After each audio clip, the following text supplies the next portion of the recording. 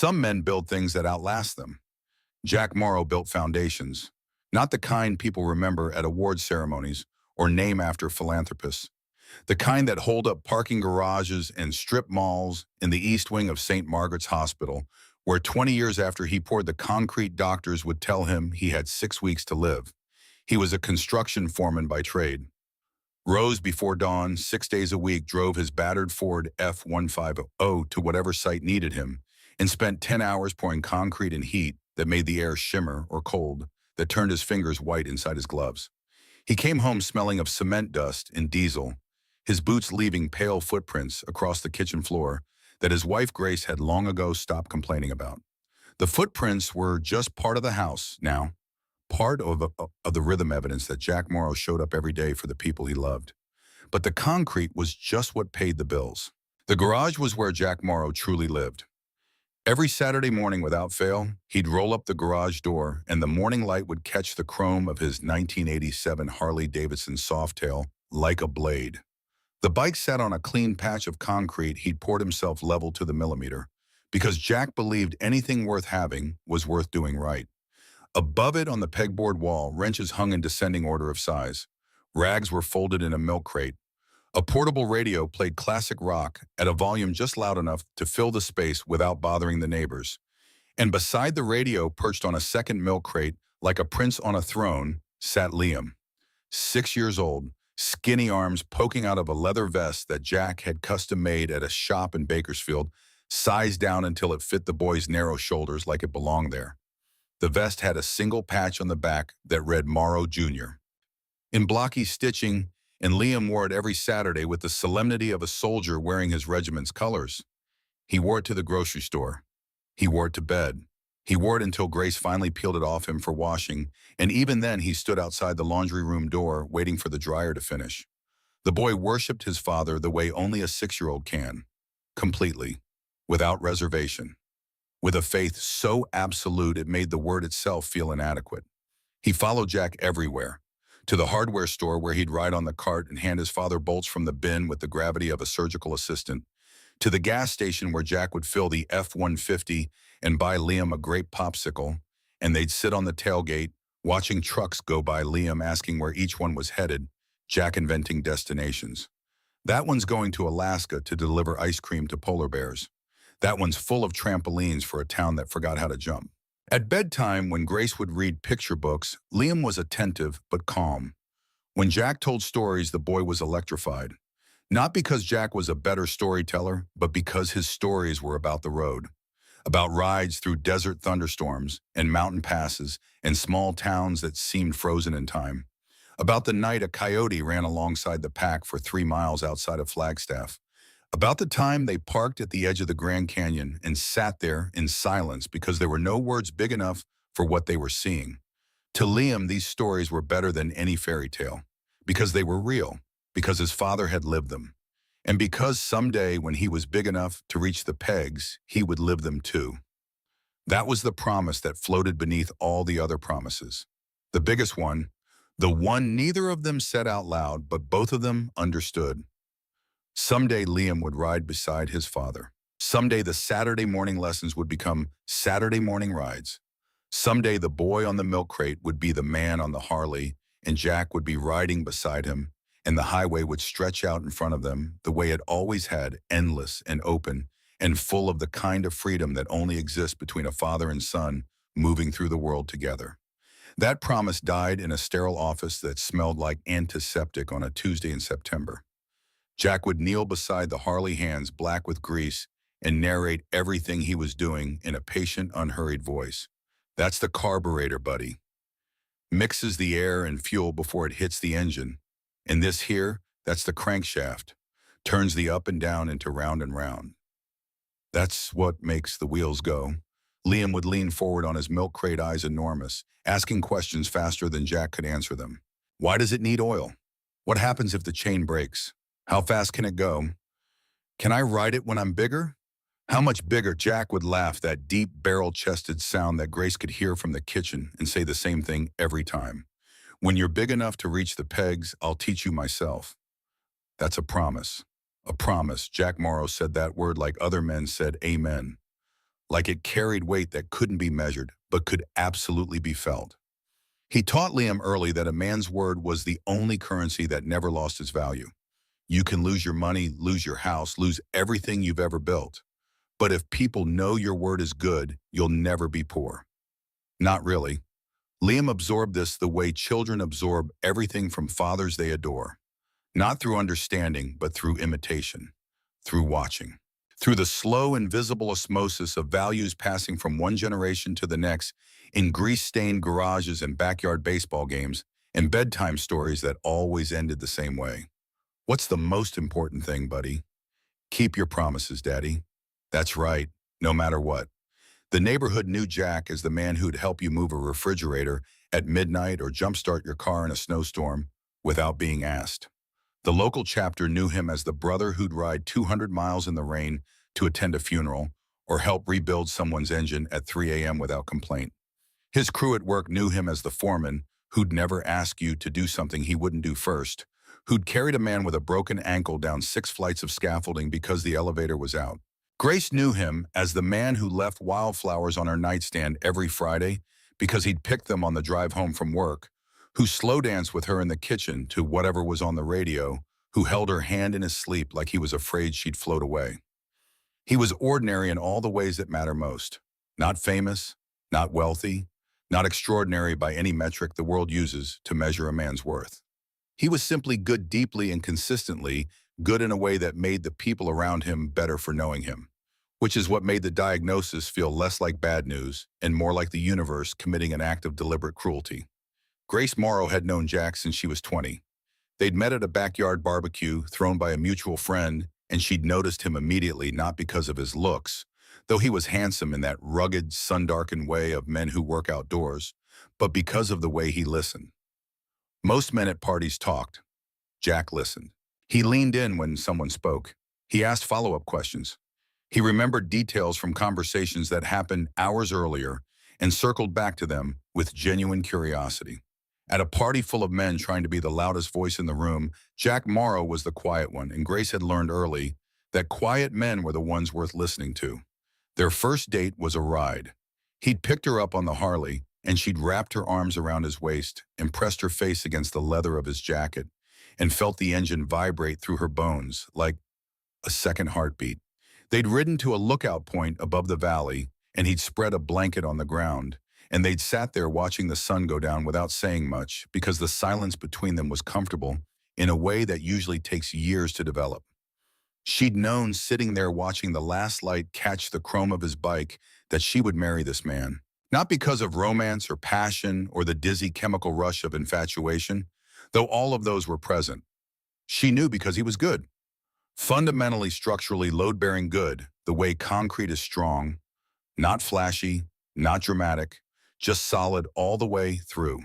They were married 2 years later. Liam arrived 4 years after that, and Jack became the kind of father that made Grace fall in love with him all over again, deeper this time, the way love deepens when you watch someone love your child with the same ferocity and tenderness they love you. And then September came. It was a Tuesday in September when the world split open.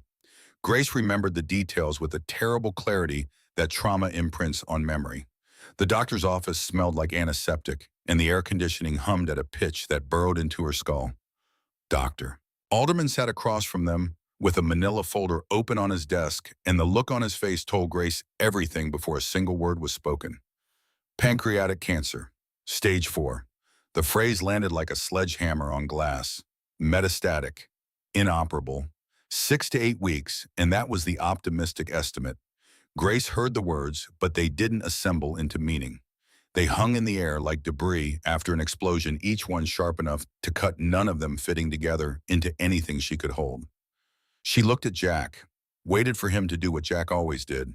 Fix it, push back, refuse to accept the unacceptable. But what she saw on her husband's face was something she had never seen before in 12 years of marriage. Something that made the floor tilt beneath her. Jack Morrow, who had never backed down from anything, who had worked through broken ribs because the crew needed him, who had faced down 3 aggressive drunks outside a roadside bar in New Mexico with nothing but his voice and his willingness to stand his ground. Jack Morrow looked small, breakable, terrified in a way that went beyond fear into something more primal. The look of a man realizing that the one fight he couldn't win was the one that mattered most. Grace reached across the space between their chairs and took his hand. His fingers were calloused and strong from decades of physical work, but in that moment they felt fragile in hers, like bird bones, like something that could shatter if she squeezed too hard. Dr. Alderman was still talking. Treatment options, palliative care, quality of life considerations. The words washed over Grace like water over stone, leaving nothing behind. She was already doing the math that every spouse does in that moment. The impossible arithmetic of subtraction. 6 weeks meant 42 days, 42 mornings, 42 dinners, 42 times she'd feel him climb into bed beside her. 42 chances to memorize the sound of his breathing before it stopped forever. They drove home in silence. Jack's hand never left hers across the center console. When they pulled into the driveway, they could see Liam through the living room window, sitting on the floor, surrounded by toy motorcycles, arranging them in a line the way his father arranged tools. Perfectly ordered, each one in its place. Grace's composure lasted until Jack went inside. She made it to the backyard before it broke. She sat in the lawn chair, the same one Jack sat in every evening, and she pressed both hands over her mouth and sobbed so hard her ribs ached. The grief came in waves that felt physical, like being beaten, like something inside her was being torn out by the roots. She gave herself exactly 4 minutes.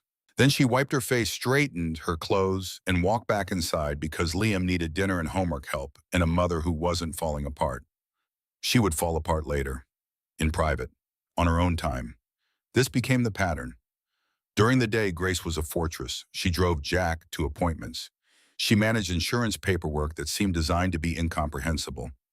She researched treatments in clinical trials and alternative therapies with the desperate thoroughness of someone searching for a door in a room that had none. She cooked meals Jack could barely eat. She cleaned the house. She answered phone calls from relatives with the same steady voice. "He's fighting. We're hopeful. Thank you for calling." At night, after Liam was asleep and Jack had taken his medication and drifted into the restless, pain-shadowed sleep that was all the cancer allowed him, Grace would lock herself in the bathroom. She'd sit on the cold tile floor, press a towel against her face and let it come. The grief, the rage, the raw animal terror of what was happening to her family. She cried so hard she sometimes couldn't breathe. She bit the towel to muffle the sound because she would not let her son hear his mother falling apart through the walls. Some nights she cried until she threw up. Some nights she just sat there staring at the ceiling, too empty for tears, too exhausted for anything, except the dull awareness that her husband was dying in the next room, and there was nothing she could do except watch. She was 32 years old, and she was watching the love of her life disappear. The weeks that followed were a masterclass in the cruelty of terminal illness. Cancer doesn't take a man all at once. It takes him in pieces, stealing something new each day, forcing everyone who loves him to grieve a series of small deaths before the final one arrives. First, it took Jack's energy. The man who used to throw a baseball with Liam until the streetlights came on could barely walk to the mailbox without stopping to rest. Then it took his appetite. Grace would make his favorite meals and watch him push food around the plate with a fork each bite, a negotiation between his body and his will. Then it took his weight. His clothes hung on him like they belonged to someone else. His wedding ring slid off his finger, and Grace threaded it onto a chain around her neck where it hung against her heart. Liam didn't understand. How could he? Death is an abstraction when you're 6 years old. Something that happens to goldfish and cartoon villains and old people in stories, not to the strongest person in your universe. "Daddy, why are you always tired now?" "Because my body's fighting something, buddy. Like when you had that bad flu, remember? But bigger. When will you be better? The doctors are working on it. Can we play catch?" "Not today, buddy, but soon, soon." The word became a currency of its own, inflated and worthless but still circulated because neither of them could bear to stop spending it.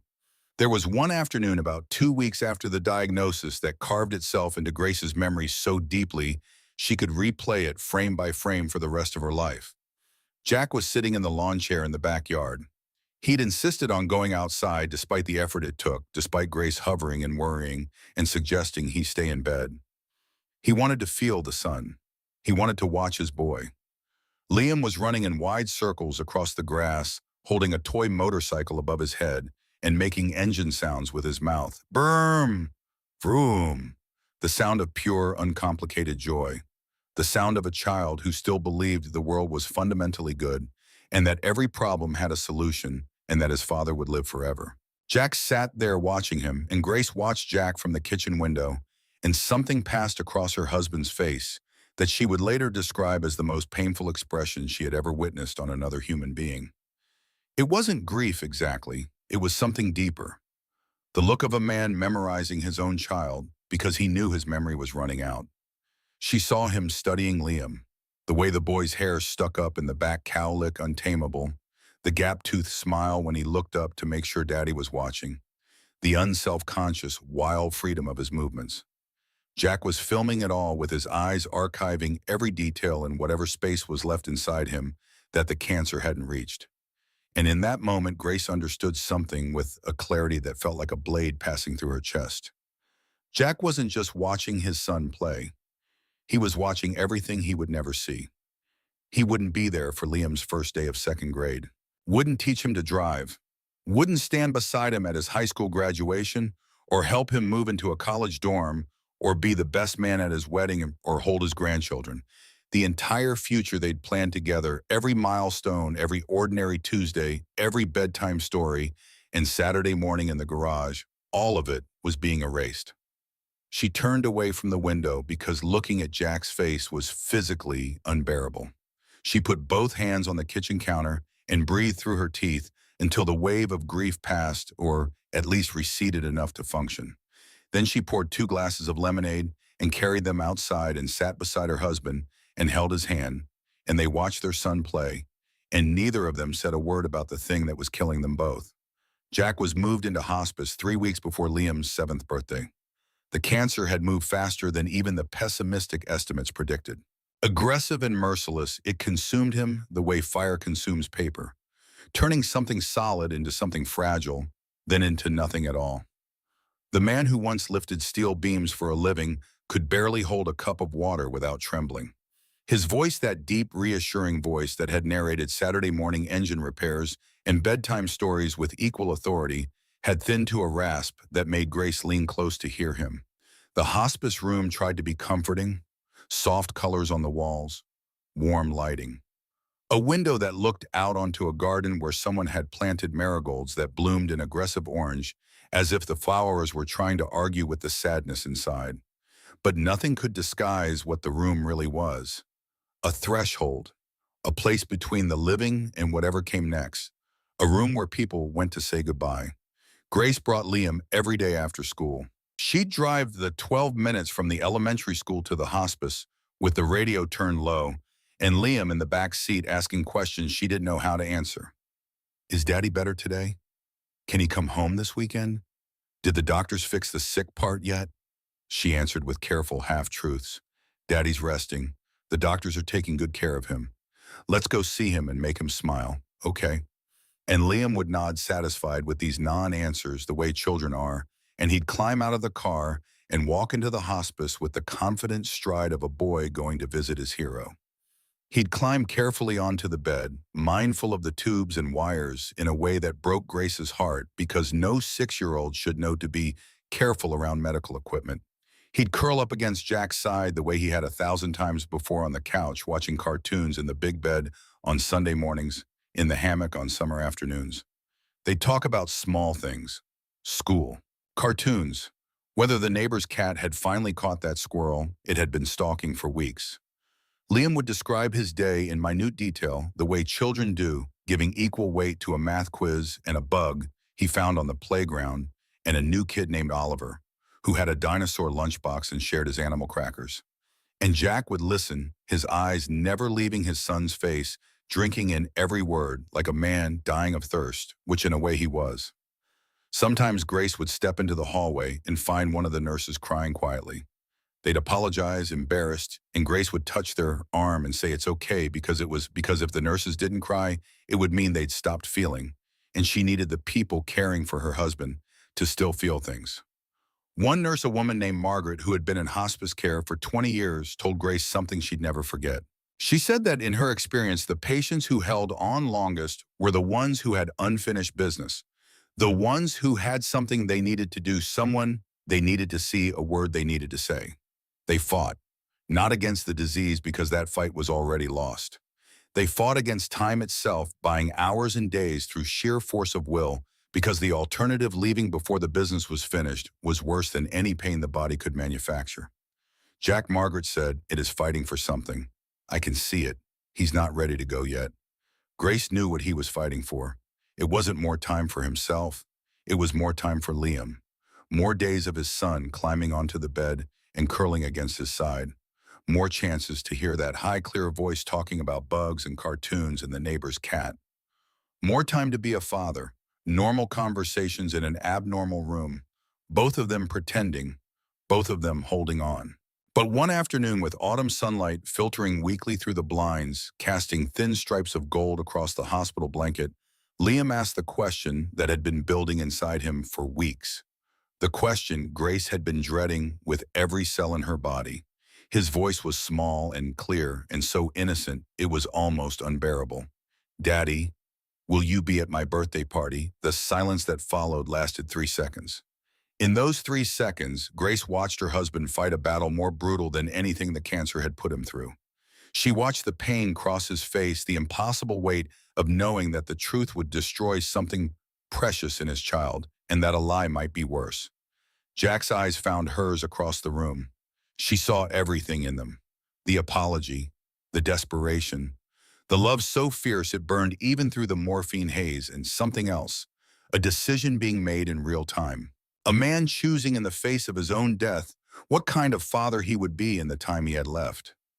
His hand, thin and weak, trembling slightly from the effort, reached up to touch Liam's cheek. When he spoke, his voice was barely above a whisper, but every word carried the weight of a blood oath. "I swear to you, buddy, I'll make sure your 7th birthday is something you'll never forget. There'll be so many motorcycles it'll sound like thunder." Liam's entire body changed. The worry that had been tightening his small shoulders for weeks melted away like frost in sunlight. His face split into that gap-toothed grin, the one that could light up a room, the one that made him look exactly like Jack at that age in the old photographs. "Really, like how many 10, 20 more than that, buddy? All my biker friends will come. Every single person I ever rode with. You'll be surrounded by the whole community. They'll all be there for you. You'll have the biggest motorcycle birthday party any kid has ever had." The excitement became a physical force. Liam sat up bouncing despite Grace's gentle warning to be careful of the tubes. He started talking in that rapid-fire way children do when joy overwhelms their ability to process it. He'd wear his leather vest. He'd show everyone his toy motorcycle collection. He'd finally get to meet all of Daddy's friends from the stories. He wanted to be just like his father. He wanted to ride with them someday. He wanted the engines to be so loud the whole neighborhood would hear. Grace stood in the doorway and felt her heart shatter into pieces she knew she would never fully reassemble. She knew the truth Jack couldn't say. His biker friends were scattered across the entire country. Chapters he'd ridden with in his 20s before marriage, before fatherhood, before the responsibilities of adult life, had narrowed his world to construction sites and garage repairs and the local chapter's monthly rides. Some of those men he hadn't seen in 5 years, 10 years, 15. Some had moved on, started families, hung up their vests. Some had probably forgotten Jack Morrow entirely, the way people forget the friends of their youth when life carries them in different directions. The local chapter would show up. Maybe a dozen guys who still met for rides on the first Sunday of the month. Good men, loyal men. But a dozen bikes didn't sound like thunder. A dozen bikes sounded like what it was: a gesture, a kindness, a handful of friends doing their best. Jack's promise, this beautiful, impossible vision of thousands of motorcycles rolling in like a storm, was a lie. A gorgeous, heartbreaking lie told by a dying father who could not bear to leave his son with nothing to hold on to. Grace understood this. She hated it. She loved him for it. And she had absolutely no idea what she was going to do when Liam's birthday arrived and the thunder didn't come. But that was a problem for later. Right now, her husband was smiling for the first time in weeks, and her son was happy, and the room that smelled like antiseptic in endings was filled, however briefly, with something that felt like hope. She let them have it. All of it, every minute of that afternoon, watching them plan a party that would never happen, listening to Liam describe the decorations and the cake and the games, feeling Jack's eyes meet hers over their son's head, with a look that said, I know, and I'm sorry, and I couldn't help it all at once. When visiting hours ended, Liam hugged his father with a careful, fierce tenderness that no child his age should have needed to learn. Be good for your mom, Jack whispered. I'll see you tomorrow. Promise. Promise. In the car on the way home, Liam talked nonstop about the birthday party, the motorcycles, the thunder, the leather vests, and the chrome, and all of Daddy's friends coming from everywhere. He was so happy that Grace couldn't look at him in the rearview mirror without her eyes blurring. She gripped the steering wheel hard enough to leave marks in the leather and drove home with a smile fixed on her face like a mask. And that night, after Liam was asleep, she went into the bathroom and pressed the towel against her mouth and screamed into it until her voice gave out. Jack Morrow died on a Tuesday morning, 14 days before his son's 7th birthday. Grace was holding his hand when it happened. She'd been holding it all night, sleeping upright in the hospital chair that the nurses had padded with extra pillows. Her fingers threaded through his, the way they'd been threaded through his on their first date, on their wedding day, on the night Liam was born, on 1,000 ordinary evenings when they sat on the porch and watched the sunset and didn't need to say anything because everything that mattered was already in the space between their palms. She felt the moment, not a dramatic final breath like in the movies, not a word or a gasp or a last declaration of love, just a stillness, a subtraction. The warmth leaving his fingers by slow degrees until what she was holding wasn't Jack anymore, but the outline of where Jack had been. The monitors changed their tune. Nurses entered with practiced, gentle efficiency. Someone asked Grace if she wanted a moment alone. She wanted a lifetime alone with him. She wanted to rewind to September and catch the cancer early. She wanted to go back further, to the garage, to the Saturday mornings, to the sound of classic rock and engine grease, and her husband's voice explaining crankshafts to their boy. Instead, she let go of his hand. She signed the paperwork. She called his mother and heard the sound of an 80-year-old woman's world collapsing through the phone. She called the local chapter president, who said brother with a crack in his voice that said everything. She called the school and arranged to pick Liam up early, and then she sat in her car in the hospice parking lot and stared at the steering wheel for 11 minutes without moving, without blinking, without breathing in any way that felt intentional. She was 32 years old. She was a widow. She was a single mother. And in 14 days, she had to figure out how to explain to a 6-year-old boy that his hero was never coming home, while also somehow keeping alive a promise about motorcycles and thunder that had died with the man who made it. The funeral was small but dignified.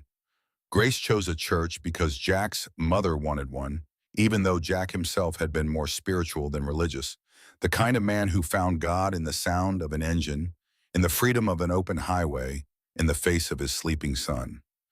About 20 bikers from the local chapter attended. They stood in the back of the church in their leather vests and polished boots, respectful and quiet, their weathered faces carrying a grief that didn't need words to express. These were men who'd ridden with Jack over the years, who'd shared long stretches of highway and roadside beers, in the particular kind of conversation that happens between people moving at 70 miles per hour with nothing between them and the skies. There was a guy named Moose who Jack had pulled from a ditch in a rainstorm outside Reno. There was a woman named Dee who ran a tattoo shop in town and had inked the eagle on Jack's left shoulder. There was an older man everyone called Padre who had presided over more biker funerals than church ones, who stood in the back pew with his hat in his hands and his eyes red and raw. The pastor spoke about grace and mercy and the promise of reunion. Jack's mother read a poem she'd found in a book of condolences, her voice breaking on every other line, her hands shaking so badly she could barely hold the paper. Grace spoke last. She stood at the podium and looked out at the small gathering and said the only thing that felt true. Jack kept every promise he ever made. He was the best man I've ever known, and our son is the best of both of us. After the service, the bikers formed an honor guard, 2 rows of men flanking the path as Jack's casket was carried to the hearse. When the pallbearers passed between them, they bowed their heads, and then as the hearse pulled away, they started their engines. 20 motorcycles rumbling in tribute, a sound that was touching even beautiful in its rough way. But it wasn't thunder. It was 20 men doing their best to honor a brother. And then it was over, and they went home, because that's what people do after funerals. They go home and eat casseroles brought by neighbors and stare at walls and try to figure out how to get through the next hour, the next day, the next year of a life that no longer makes sense. Liam didn't cry at the funeral. He didn't understand what was happening. He wore his leather vest over his white button-down shirt, the tiny Morrow Jr. patch visible between his shoulder blades, and he held Grace's hand with a grip that was trusting and confused and absolutely shattering. He kept asking questions in a whisper. When are we going home? When will Daddy wake up? Why is everyone so sad? And the one that landed like a fist in Grace's chest, delivered in a voice so small and hopeful it could have broken concrete. When is the birthday party going to happen? Grace couldn't answer.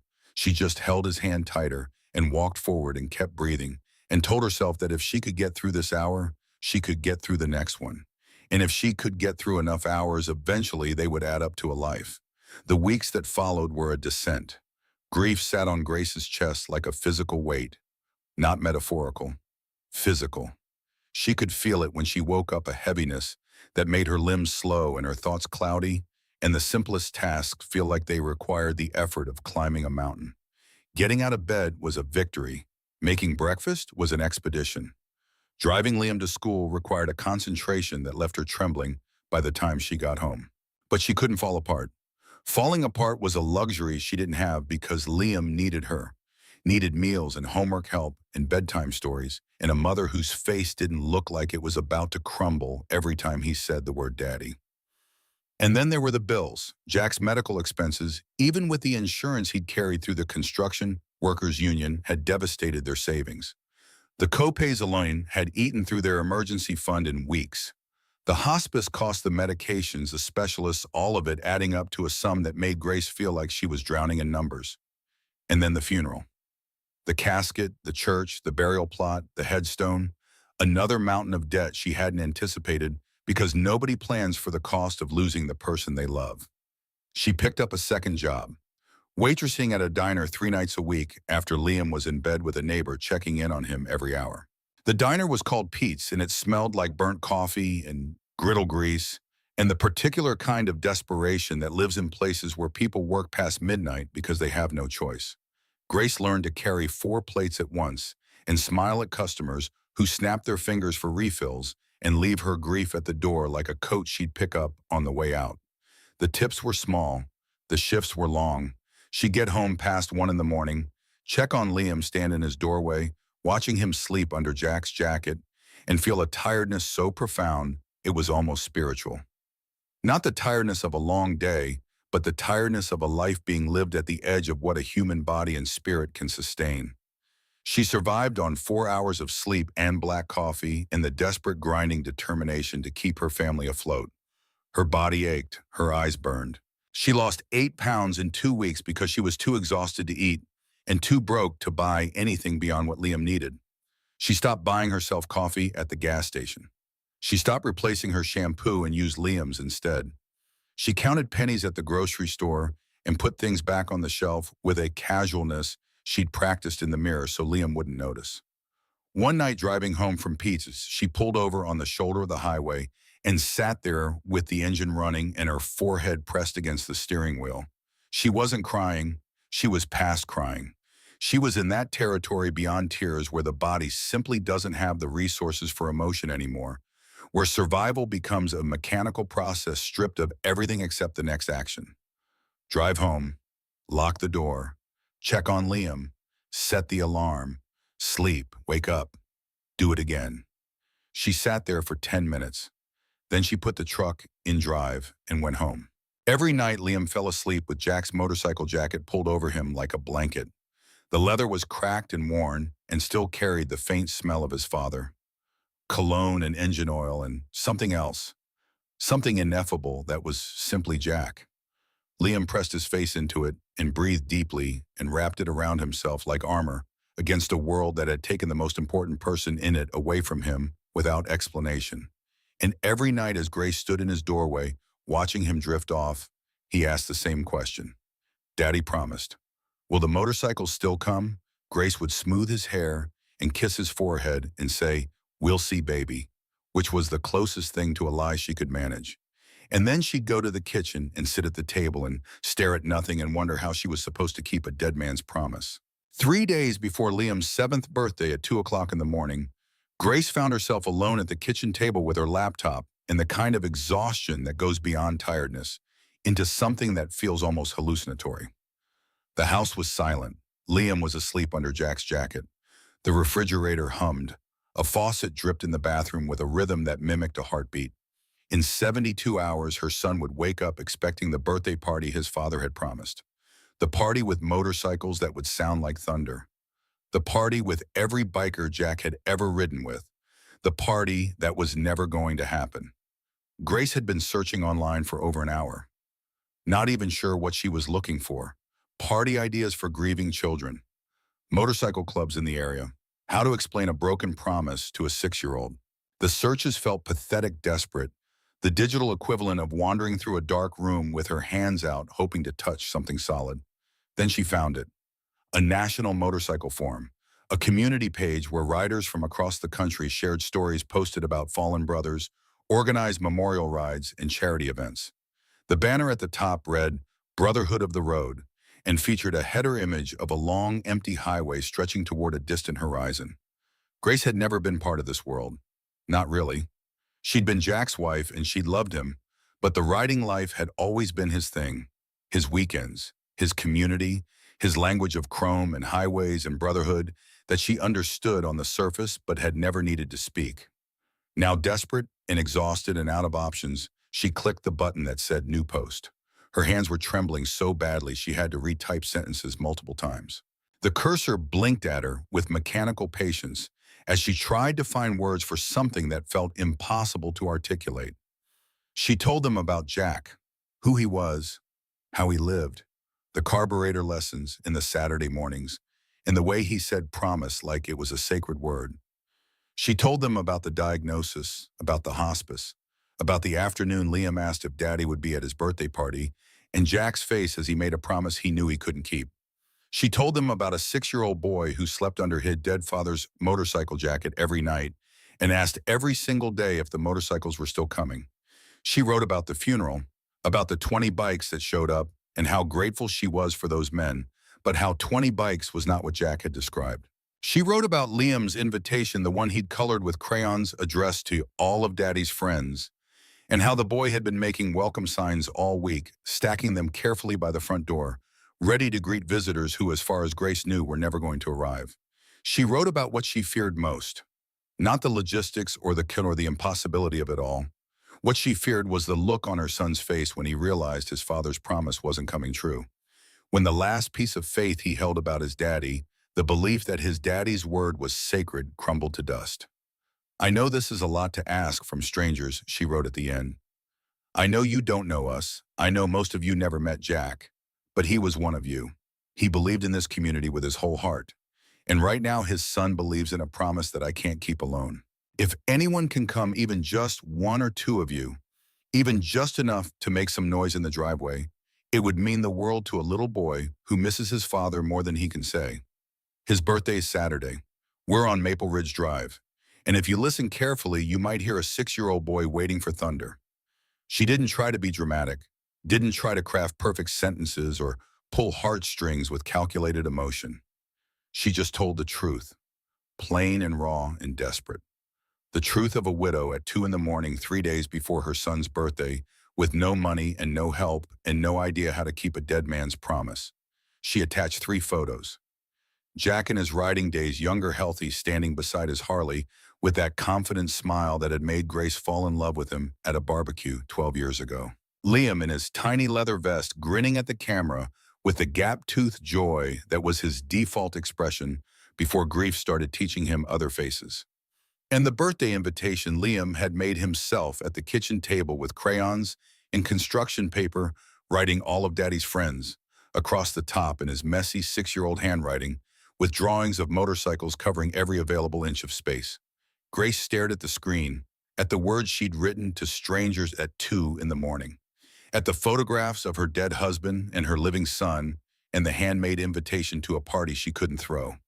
She thought about deleting it, about closing the laptop and going to bed and accepting that some promises die with the people who make them. Instead, she hit the post button at 2:47 a.m. Then she closed the laptop, put her head down on the kitchen table and cried. She cried for Jack, who died too young, who deserved 30 more years of Saturday mornings. She cried for Liam, who believed in promises with a faith that the world was about to betray. She cried for herself, a widow with 2 jobs and a mountain of debt, and a son she was failing, and a future she couldn't see. She cried until there was nothing left, until the tears ran out and all that remained was a hollow, ringing emptiness. Eventually, exhaustion pulled her upstairs, where she collapsed on the bed, still wearing yesterday's clothes, too spent even to pull off her shoes. She did not know that by the time she woke up, her post had been shared 4,000 times. She did not know that her phone would hold 216 unread messages from strangers. She did not know that in 11 different states, men were already packing their saddlebags and clearing their schedules and mapping routes toward a small house on a quiet street where a 6-year-old boy was sleeping under his father's jacket, dreaming of thunder. In a garage in Austin, Texas, a man named Bo Riggins, president of the Ridgewood chapter, read the post 3 times. He stared at the photo of Jack standing next to his Harley, and recognition hit him like a freight train. That was Jack Morrow, the kid who'd ridden with them through the Davis Mountains in '97. The kid who'd fixed Bo's transmission at a gas station outside Marfa with nothing but a wrench and a flashlight, and the kind of stubborn competence that made you trust a man immediately. Bo hadn't thought about Jack Morrow in years, but he remembered him completely, and the memory carried with it a weight that demanded action. Bo picked up his phone and started making calls. In a small apartment in Bozeman, Montana, a 72-year-old man named Dutch Kessler sat in a recliner reading the post on a tablet his granddaughter had taught him to use. His hands were gnarled with arthritis. His doctor had told him 6 months ago to stop riding entirely. The bike in his garage had been covered with a tarp since spring, and he'd been telling himself he was done, that the riding days were behind him. But he'd known Jack Morrow, known him back in the '80s when they'd both been young and foolish and indestructible, riding highways that seemed to go on forever. Jack had been barely 20 then. Dutch had been in his 40s. And even then, Jack had been the kind of man who kept his word. Dutch set down the tablet. He walked to the garage. He pulled the tarp off his bike, and he started packing. In a truck stop outside of Tallahassee, a group of riders heading north saw the post shared in their group chat and pulled over to recalculate their route. In a suburb of Portland, a woman named Rita, who'd ridden with Jack just once at a charity event in 2009, called her sister to cancel their weekend plans. In a farmhouse outside of Buffalo, 2 brothers looked at each other across the kitchen table and nodded without speaking, because some things don't need to be discussed. All of them moving, all of them converging, all of them answering a call from a woman they'd never met for a man some of them barely remembered, because his 6-year-old son was waiting for thunder. Because in the world, Jack Morrow came from a promise to a brother's child is sacred, even if the brother is gone, especially if the brother is gone. Grace woke to the sound of her phone vibrating with such urgency that it had walked itself halfway across the nightstand and was threatening to fall. She reached for it blindly, her fingers clumsy with exhaustion, her mind still caught in the murky space between sleep and consciousness, where the world hasn't fully assembled itself yet. She stared at the screen. For a moment, the numbers didn't make sense. 43 text messages, 17 missed calls. Her email inbox showing 216 unread messages. Her social media notifications had stopped counting at 99 and simply displayed a red circle with a plus sign, as if the application itself had given up trying to keep track. Her first thought, the one that comes from the part of the brain that is always scanning for danger, was that something terrible had happened. A fire, an accident, some new catastrophe layered on top of the catastrophe she was already living through. But as she opened the first message, then the second, then the third, the fear in her chest began to transform into something she couldn't immediately identify. It was warm and spreading and completely unfamiliar, like stepping into sunlight after weeks in a dark room. We're coming. Riding out at dawn. Tell the boy his daddy's brothers are on the way. David's chapter didn't ride with us, but a brother is a brother. See you Saturday. Fort Worth, Texas. Mrs.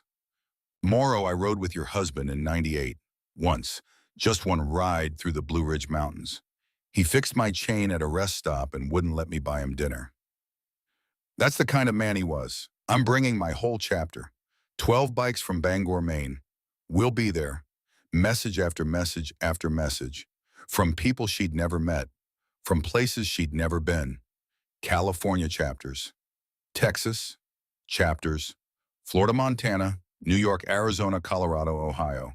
Each one containing some version of the same sacred declaration. We're coming. A brother's promise is our promise. His son is our family. One message was from a woman in New Mexico who'd ridden with Jack exactly once at a charity run for cancer research. She remembered him because he'd given his jacket to a girl at a rest stop who was shivering. A stranger. He'd ridden the last 40 miles in the cold without complaining. That was all it took for her to know what kind of man he was, and that was all it took for her to pack her bike and clear her weekend. Another was from a retired iron worker in Pittsburgh who'd worked a job site with Jack 15 years ago. Remembered him as the guy who brought extra sandwiches because he knew the new hires never packed enough lunch. Small things, the kind of things that don't show up in eulogies but say more about a person than any grand gesture ever could. Some messages included photographs, bikes being loaded onto trailers for the long haul, groups of riders posing in front of gas stations with handwritten signs. For Liam, in block letters, Jack's boy with a hand-drawn motorcycle, keeping the promise on a bedsheet strung between two poles. Some included links to fundraising pages. Online collections started by people she'd never heard of in states she'd never visited, raising money for a family they'd never met. Grace sat up in bed, the phone trembling in her hands. She scrolled through messages for 20 minutes without stopping, each one landing like a small detonation in her chest. She'd hoped for 10 responses, 20 if the universe was feeling generous.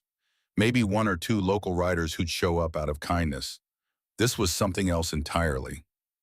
This was a tidal wave, an avalanche, a force she had accidentally summoned by telling the truth at 2 in the morning. Her phone rang. She answered without thinking, without checking the number, because she was too overwhelmed to manage the normal protocols of screening calls. The voice on the other end was deep and steady, carrying a Texas drawl that somehow made everything feel more solid, more real, more like something that was actually happening, and not a hallucination brought on by grief and sleep deprivation. Mrs. Morrow, this is Bo Riggins, president of the Ridgewood chapter out of Austin.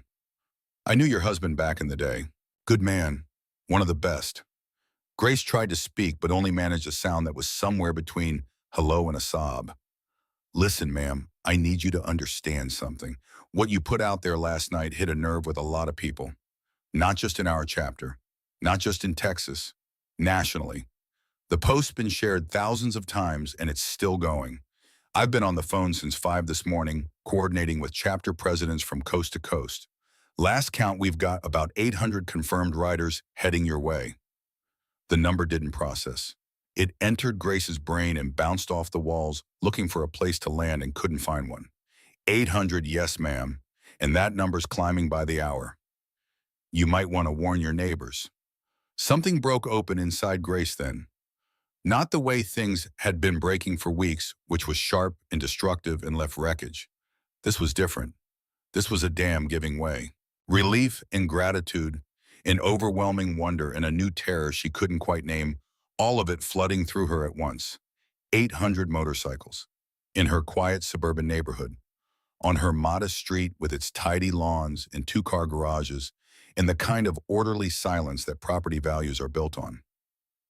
What had she set in motion? She let herself sit with the emotion for exactly 90 seconds. Then she did what Grace Morrow always did when the world handed her something she wasn't prepared for. She made a plan. That afternoon, she composed a message to the neighborhood's Facebook group. She tried to make it clear and calm and non-threatening. A group of motorcycle enthusiasts were coming to honor her late husband's promise to their son. It would be Saturday morning, probably just a few hours. She apologized in advance for any noise or inconvenience and offered her phone number for anyone with questions. She sent similar messages to the houses on either side of hers and across the street. Personal notes handwritten on stationery she found in the kitchen drawer, because Grace understood that when you're about to ask your neighbors for patience, the least you can do is ask in person. Then she waited. The responses arrived within minutes, and they split the neighborhood like an axe splits wood. Clean down the middle two sides with the grain running in opposite directions. Some neighbors were immediately supportive. Messages of condolence offers to help with setup, people saying they'd put out coffee and donuts for the visitors.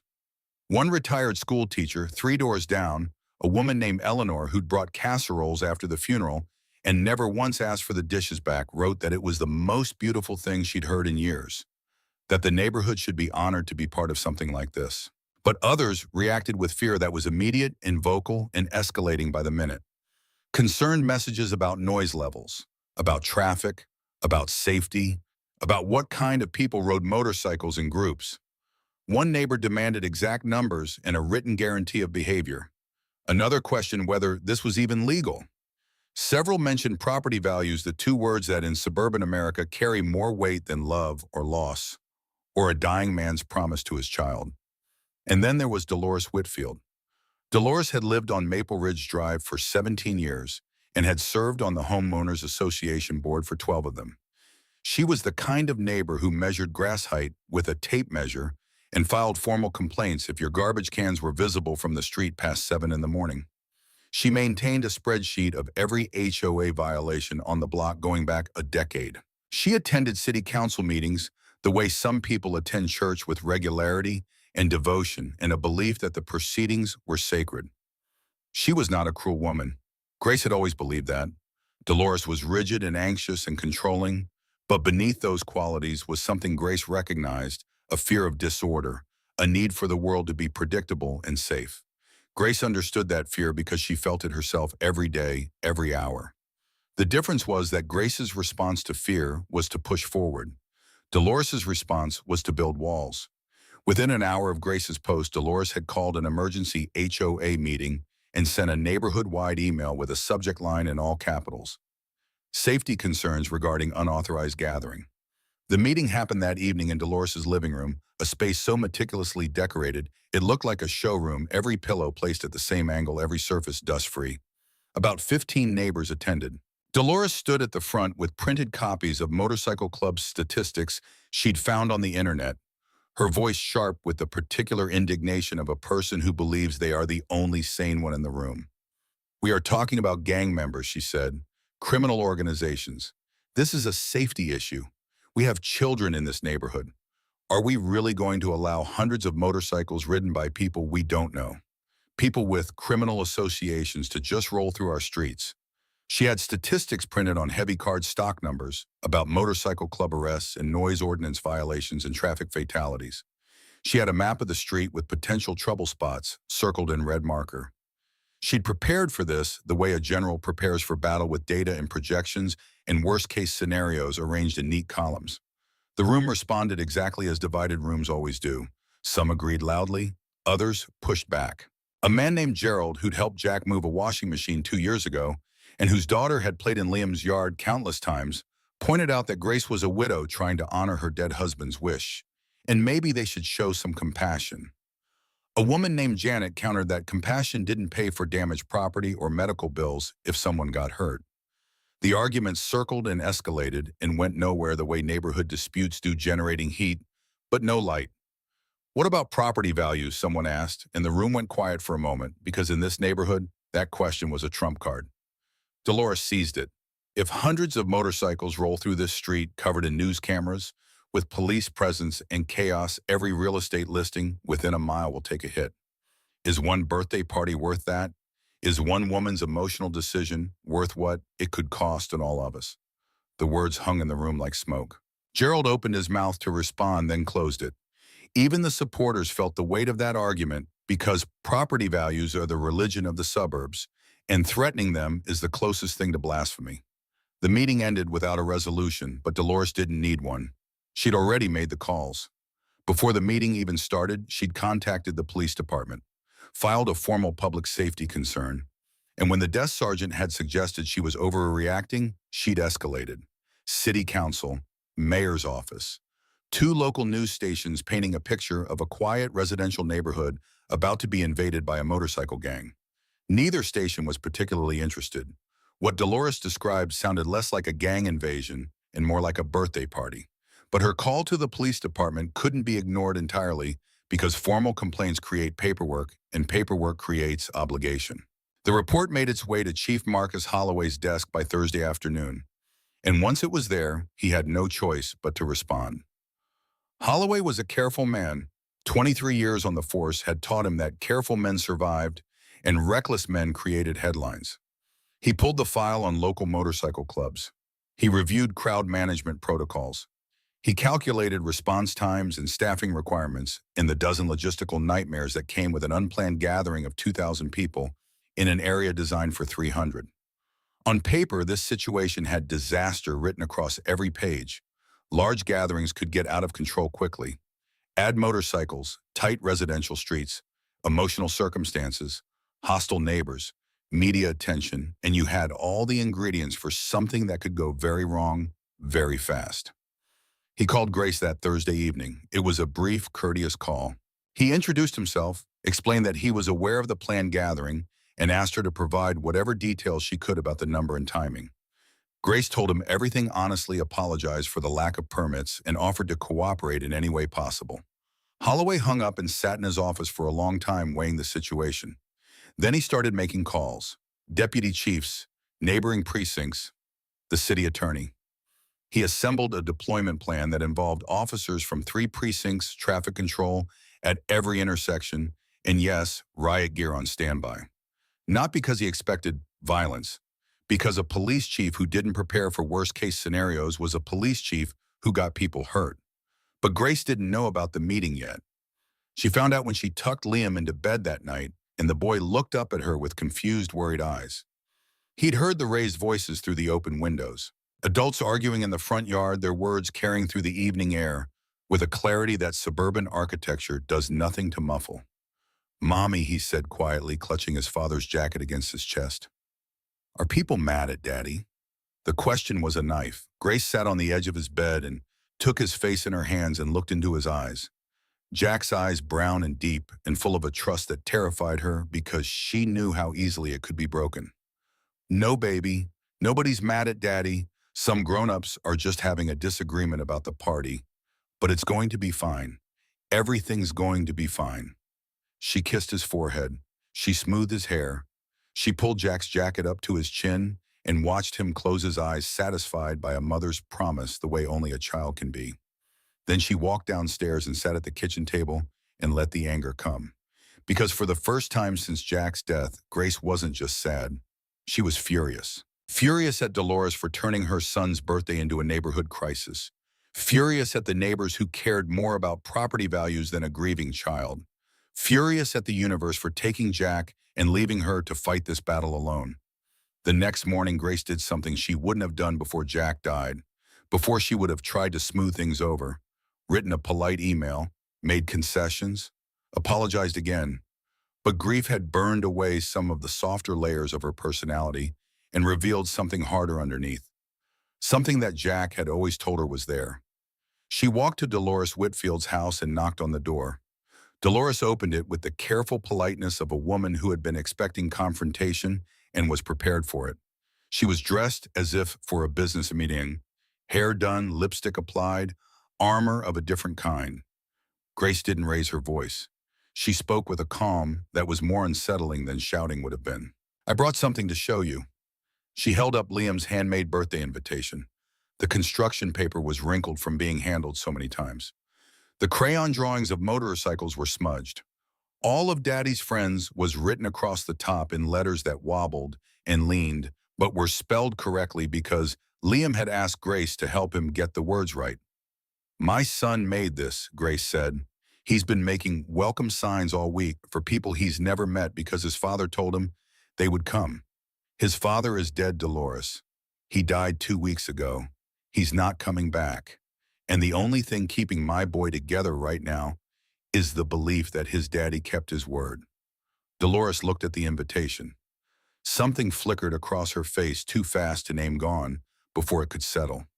"I understand your situation, Caroline. I truly do. But I have a responsibility to this neighborhood." "His name was Jack," Grace said quietly. "And my name is Grace. And my son's name is Liam. We're not a situation. We're your neighbors." She turned and walked home. Behind her, she heard Dolores's door close with a firmness that told her nothing had changed. But Grace had changed. Standing on that doorstep, holding her dead husband's son's crayon invitation, she'd felt something crystallize inside her. She was going to make this happen. Not because it was easy or safe or guaranteed to work. Because Jack had made a promise, and if his brothers were willing to ride across the country to keep it, then she was willing to fight a home owners association to let them. That afternoon, her phone rang again. Bo Riggins. Something in his tone made Grace grip the kitchen counter before he'd even finished his first sentence. Ma'am, I need to give you an update on the numbers. How many? There was a pause. Highway noise in the background. The familiar rumble of engines and wind. Bo was already on the road. Current count is just over 2,000 riders. The number landed in the kitchen like a physical object. Heavy and impossible and undeniable. 2,000. Yes, ma'am. They're coming from as far as Seattle, from Maine, from the Florida Keys. Word is spread through every network we have, and networks we didn't even know existed. Every chapter that knew Jack, or knew someone who knew Jack, or just heard about a little boy who lost his father and is waiting for thunder. They're all coming. Some of these riders are traveling 1,500 miles, taking time off work, sleeping at rest stops, burning through their savings for gas money. He paused, and when he spoke again, his voice had changed. Softer, almost reverent. Ma'am, your husband. He touched a lot of lives, and now every single one of those lives is showing up to make sure his son knows it. Grace had to sit down. She reached for a chair and missed it, and ended up on the floor with her back against the kitchen cabinets. The phone pressed to her ear, tears running down her face and dripping off her chin onto Liam's breakfast dishes in the sink. 2,000 people, 2,000 motorcycles, all for Liam, all because Jack had made a promise and a community had decided that promise was sacred enough to cross a continent for. She thought about the nights she'd spent alone in the bathroom, crying into a towel, the shifts at Pete's Diner carrying plates for strangers while her own life crumbled, the bills she couldn't pay, the sleep she couldn't get, the moments she'd questioned whether she was strong enough to survive this, whether Liam would be okay, whether any of it mattered. It mattered. All of it mattered. Every exhausted hour and every desperate prayer, and every night she'd held herself together for her son had been building toward this moment when the universe decided to answer a midnight plea from a broken woman with an army. She thought about Jack, about the man she'd married who had seemed from the inside of their daily life like an ordinary person. A good man, yes, a wonderful father, but ordinary in the way that working men are ordinary, defined by routines and paychecks, and the small repeated gestures of love that don't make headlines. But he hadn't been ordinary at all. He'd been a link in a chain that stretched across the entire country, connecting thousands of people who shared something deeper than friendship. A code, a way of living that said your word is everything, and a brother's family is your family, and when someone calls you, ride. The magnitude of it was overwhelming. All of those connections, all of those friendships and bonds and shared miles of highway were converging on their small street to honor him by honoring their son. She cried. Not from fear this time, but from something that felt like gratitude and awe in the sudden staggering realization that even in death, Jack was still keeping his promise. Not because he could, but because the family he'd chosen had decided to keep it for him. But as the sun set on that Friday evening and as 2,000 motorcycles began converging on their small town from every direction, Grace's phone rang again. And this time, the voice on the other end didn't sound like an ally. Mrs. Morrow, this is Chief Marcus Holloway. We have a situation. Chief Holloway's voice was professional but strained, measured. The voice of a man delivering news he had weighed carefully and still didn't want to deliver. The city council has received formal complaints, multiple complaints. There's considerable pressure from elected officials to shut this down before it starts. Grace felt the floor drop away. Shut it down, Chief. There are people on the road right now, from across the entire country. They've been driving for days. I understand that, ma'am, believe me. But Mrs. Whitfield and several other residents have escalated this aggressively. They've contacted the mayor's office, the city council, and 2 news stations. They're alleging planned gang activity, public safety threats, potential violence. The claims may not have merit, but they can't be ignored. And frankly, 2,000 motorcycles in a residential neighborhood without permits, without street closures, without any official coordination. That's a liability situation the city attorney is losing sleep over. Grace stood in her kitchen gripping the counter the way she'd gripped the steering wheel on the drive home from the hospice the day Jack died. Knuckles white, jaw locked. Every muscle in her body pulled tight against the thing she could not accept. "There's talk," Holloway continued, and she could hear the reluctance in his voice, the sound of a man being pushed toward a position he didn't want to take. "There's talk of blocking the streets, turning the riders away at the city limits. The mayor's office is saying we need to prevent a potential incident before it happens. I'm trying to work with you here, Mrs. Morrow. I genuinely am. But my hands might be tied. After everything, after the desperate midnight post, after 2,000 people cleared their schedules and burned through their gas money and drove through the night across a dozen states, after her son spent all morning making welcome signs with his father's name on them, it was going to be canceled because Dolores Whitfield was afraid and the city was covering itself legally. "I can't tell," Liam Grace said.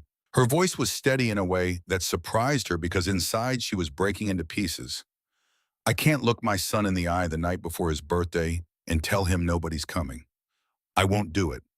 "Mrs. Morrow, listen." No, something hardened in Grace's voice. A steel she didn't know she possessed until this moment. "My husband died keeping his dignity. He died trying to give our son something to hold on to.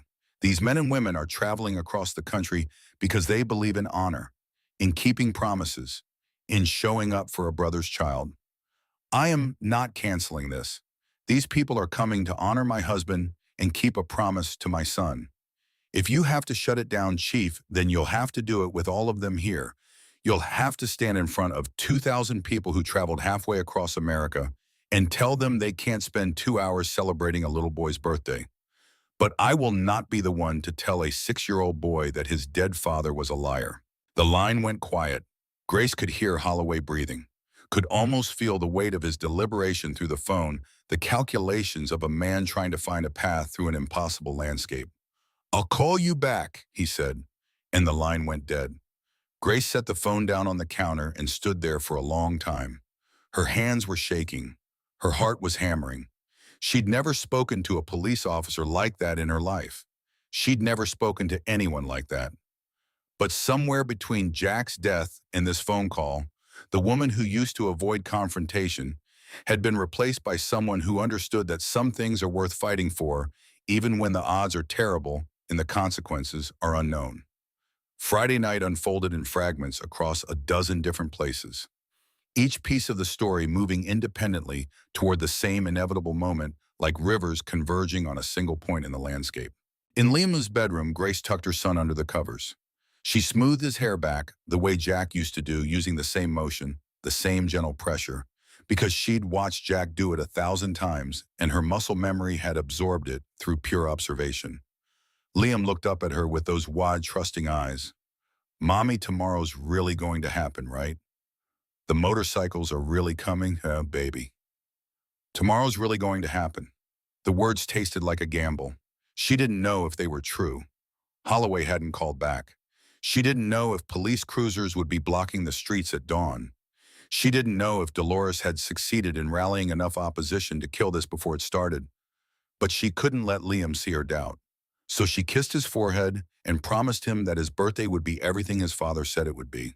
And then she pulled Jack's jacket up to his chin and watched him close his eyes with a smile on his face, because tomorrow was going to be the day Daddy's promise came true. She stood in his doorway for a full minute after his breathing evened out, watching the rise and fall of the leather jacket over his small chest.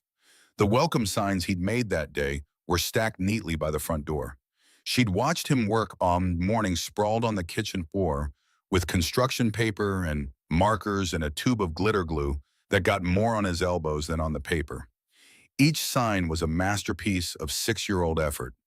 "Thank you for coming," in wobbly capitals. "Happy birthday to me," surrounded by crayon motorcycles so enthusiastic they flew off the edges of the paper. "Daddy's friends," with a drawing of Jack that was recognizable mostly because of the leather vest and the wide smile. He'd even made individual cards, dozens of them, because he wanted every single person to have one. To know they were welcome, to know they were wanted. He'd asked Grace to help him count them 3 times. Are there enough, Mommy? What if more people come than I have cards? She'd told him they could always make more. And he'd nodded satisfied and gone back to work with the focused intensity of a child who understands that some things matter more than others, even if he can't yet articulate why. 40 miles away, Bo Riggins sat in a truck stop diner with 6 members of the advance group who'd arrived early to coordinate. His phone lay on the table showing a GPS map covered in red dots, each one representing a group of riders. It looked like a migration, like something alive and unstoppable moving toward a single point on the map. Latest count, one of the riders asked. A big man with a beard that reached his chest and hands the size of dinner plates, but eyes that were gentle and tired from driving. Bo checked his messages. 2,100 confirmed. Another 300 maybes who'll show if they can get someone to cover their shifts.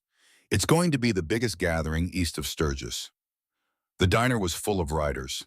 Every booth, every counter stool. At the next table, a group from Ohio was comparing route times and arguing good-naturedly about the fastest way through Pennsylvania. At the counter, a lone rider from Colorado was charging his phone and eating pie with the methodical focus of a man who'd been on the road for 2 days straight, all of them heading to the same place, for the same reason.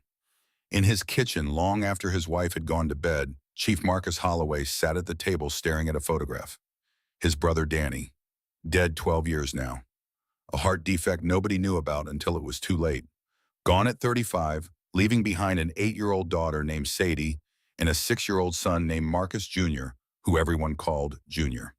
Holloway had stepped in, not because anyone asked him to, because that's what you do.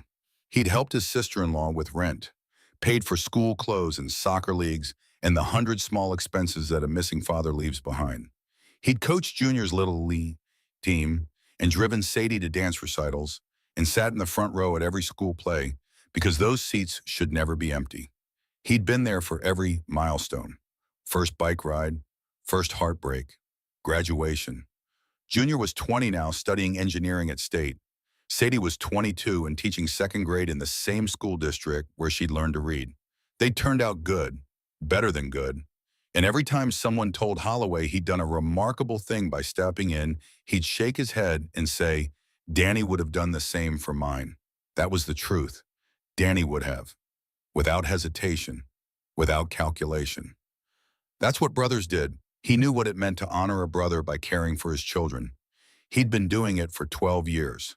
The photograph showed Danny at a barbecue, grinning at the camera with a beer in one hand and his arm around Marcus's shoulder. He was wearing a ridiculous Hawaiian shirt, the kind only Danny could pull off.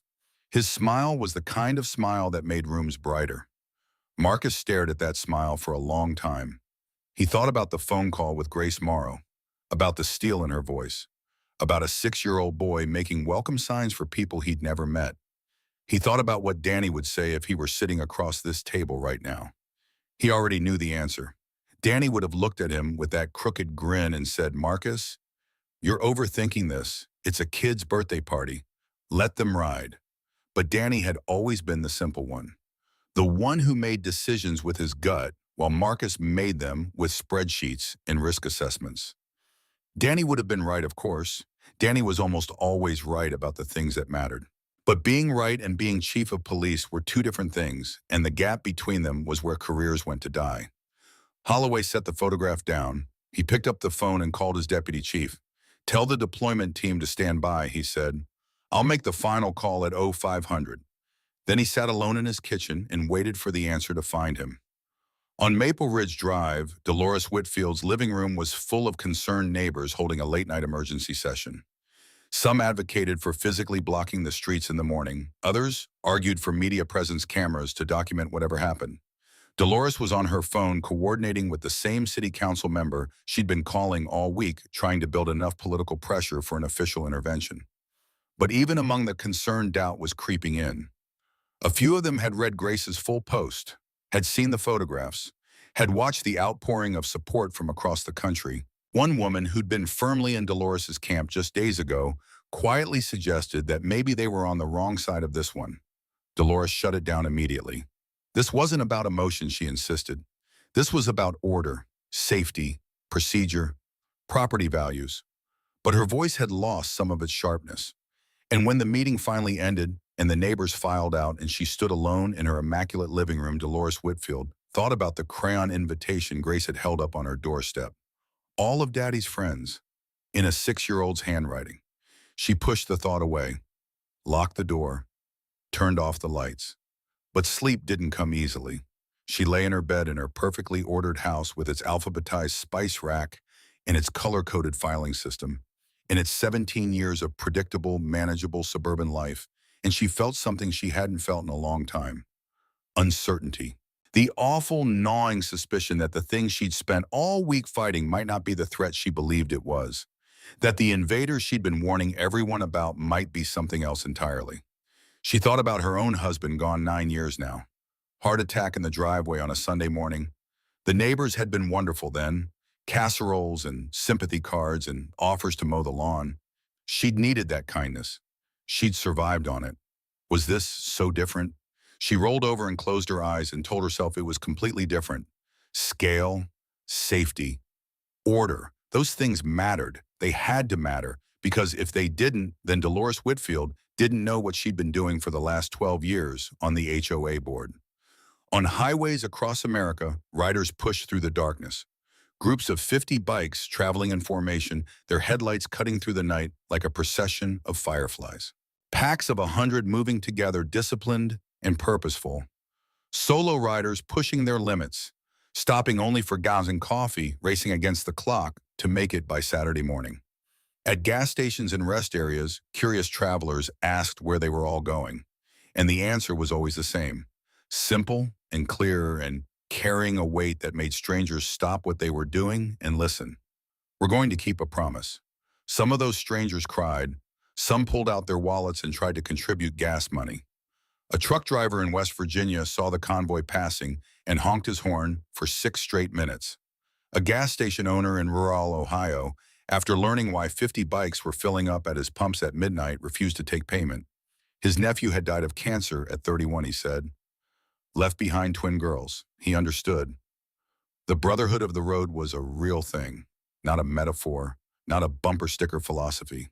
It was a covenant written in miles and maintained by people who understood that the world was cold and the highway was long, and the only thing that made either of them bearable was knowing that someone had your back. Jack Morrow had believed in that covenant his entire adult life. And now, 3 weeks after his death, 2,000 people were proving that his belief was justified.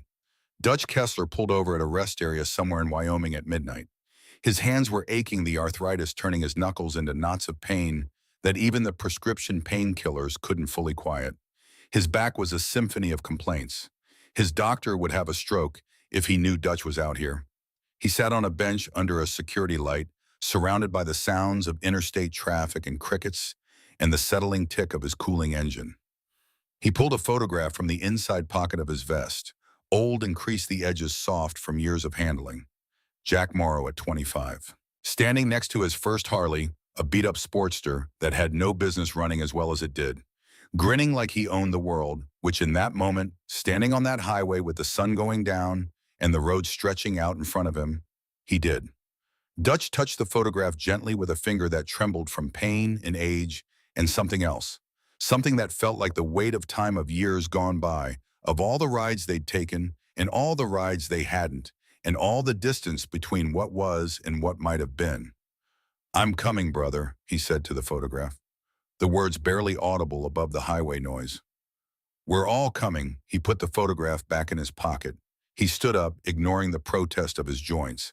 He got back on his bike and pulled onto the highway and rode into the darkness toward a small house on a quiet street where a 6-year-old boy was dreaming of thunder. His wife had begged him not to go. "You're 72, she'd said. Your hands shake. You can barely grip the clutch.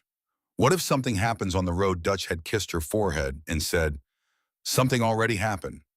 A kid lost his father, and his father's friends need to show up."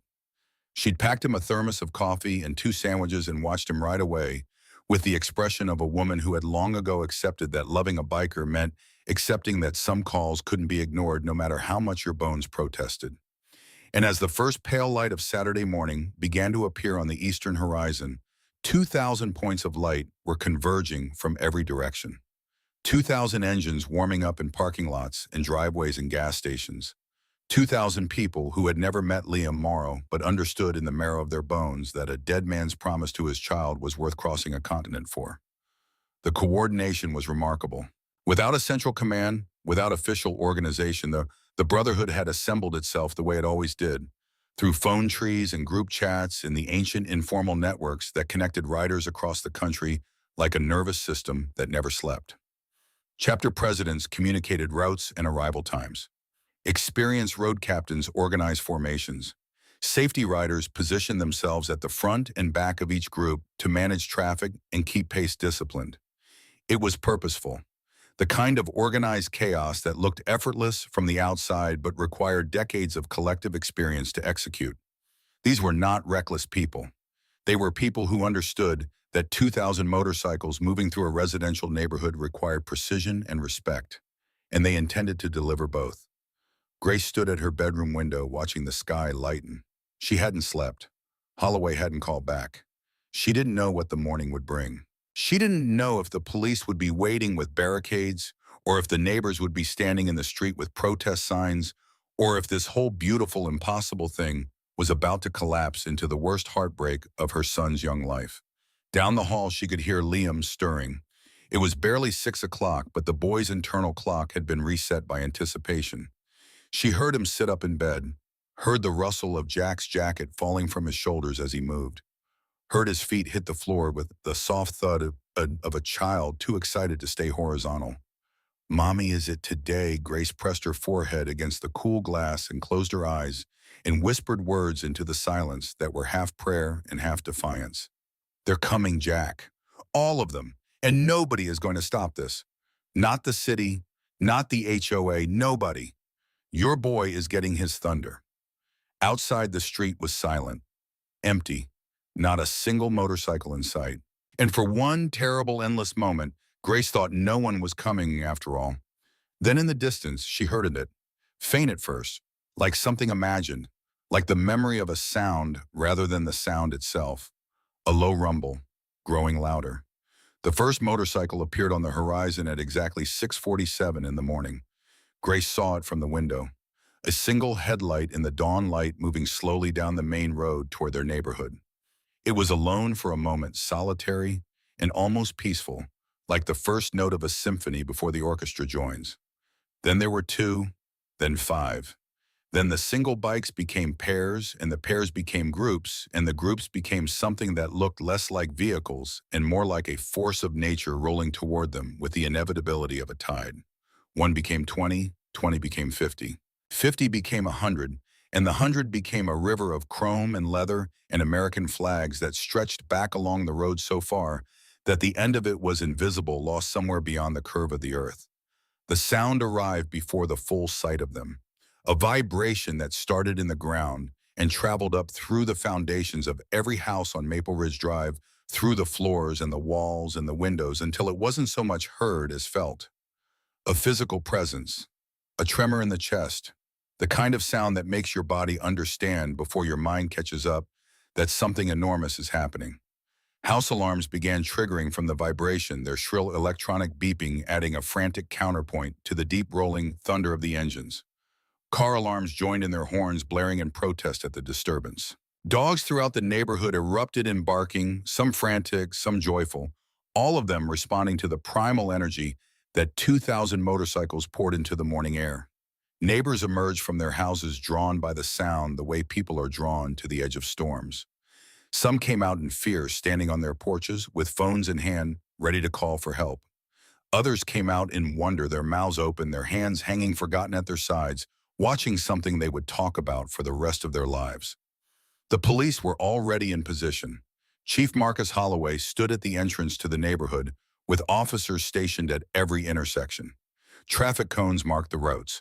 Radios crackled with coordination between units from 3 precincts. His face was a mask of professional calm, but beneath it his heart was hammering with the weight of the decision he'd made at 4:47 in the morning, alone in his kitchen, staring at his brother's photograph. He'd made one phone call, to his deputy chief, 2 words that would define whatever happened next. Let them through. It had come to him at 4:47 in the morning, not as a decision exactly, more like a recognition. He'd been sitting in his kitchen, staring at Danny's photograph, running scenarios and liability calculations and career consequences through his mind on a loop that had no exit. And then somewhere in the gap between one worried thought and the next, the answer arrived with the quiet certainty of something that had been true all along and was simply waiting to be noticed. He thought about the phone call with Grace Morrow, the steel in her voice when she said she wouldn't tell her son his father was a liar. He thought about Danny, who would have said just let them ride without a moment's hesitation. He thought about Sadie and Junior and how if 2,000 strangers had shown up when they were children to honor Danny's memory, it would have changed something fundamental in them, given them something no amount of soccer games and school plays could replace. The knowledge that their father mattered to the world, not just to their family. And he thought about what kind of man he wanted to be. Not what kind of chief. What kind of man? The answer was simple. He wanted to be the kind of man who, when forced to choose between liability and a child's faith, chose the child. Now standing at the entrance as the first wave of motorcycles approached, he watched them come and felt something he hadn't expected. Not fear, not the tense readiness of a law enforcement officer facing a potential crowd control situation. Something else, something closer to reverence. They were disciplined. That was the first thing he noticed. They moved at careful speeds, respectful, and controlled their formations tight but not aggressive. When his officers directed them to specific streets, they followed without question. Hand signals passed between riders, and the massive column of motorcycles split and reformed and navigated the residential streets with a precision that spoke of experience and mutual respect. They parked in organized rows, filling Maple Ridge Drive first, then the surrounding streets, then the streets beyond those. Methodical, orderly, every bike positioned with care, every rider cutting their engine when signaled, transforming the roar into silence, in coordinated waves that moved through the crowd like breathing. Bo Riggins was one of the first to dismount. He was a big man, broad-shouldered, with a weathered face that had been shaped by Texas sun and years of highway wind. His vest bore the patches of a chapter president worn and faded from decades of use, and he moved through the crowd of riders with the quiet authority of a man who didn't need to raise his voice to be heard. He found Grace standing in her front yard. She was motionless, one hand over her mouth, tears streaming down her face, her eyes moving across the impossible sight in front of her, trying to take in the scale of what had materialized on her street. Motorcycles in every direction, leather vests bearing patches from every state she could name, and several she had to look at twice. Faces she'd never seen, all of them turned toward her house with expressions of quiet purpose. Bo approached respectfully, removing his helmet and holding it against his side like a soldier removing his cap. "Ma'am," he said. His voice was deep and steady and carried the Texas drawl she remembered from the phone. "We're at about 1800 right now. Still more coming. Some got delayed by weather in Montana, mechanical trouble in Ohio, but they're coming." Grace couldn't speak. The numbers were beyond her comprehension. 1,800 people. Here, on her street, for her son, for Jack's promise. She managed to nod, and that nod seemed to be enough because Bo gave a small, respectful tilt of his head and stepped back to continue coordinating arrivals. Inside the house, Liam had his face pressed against the living room window, his small hands splayed against the glass, his eyes enormous with wonder, his breath fogging the window in excited bursts as he tried to count the motorcycles and lost track somewhere past 100. He'd never seen so many in his life, never imagined this many existed, and they were all here, for him, because his daddy had promised. The arriving bikes stretched in every direction now.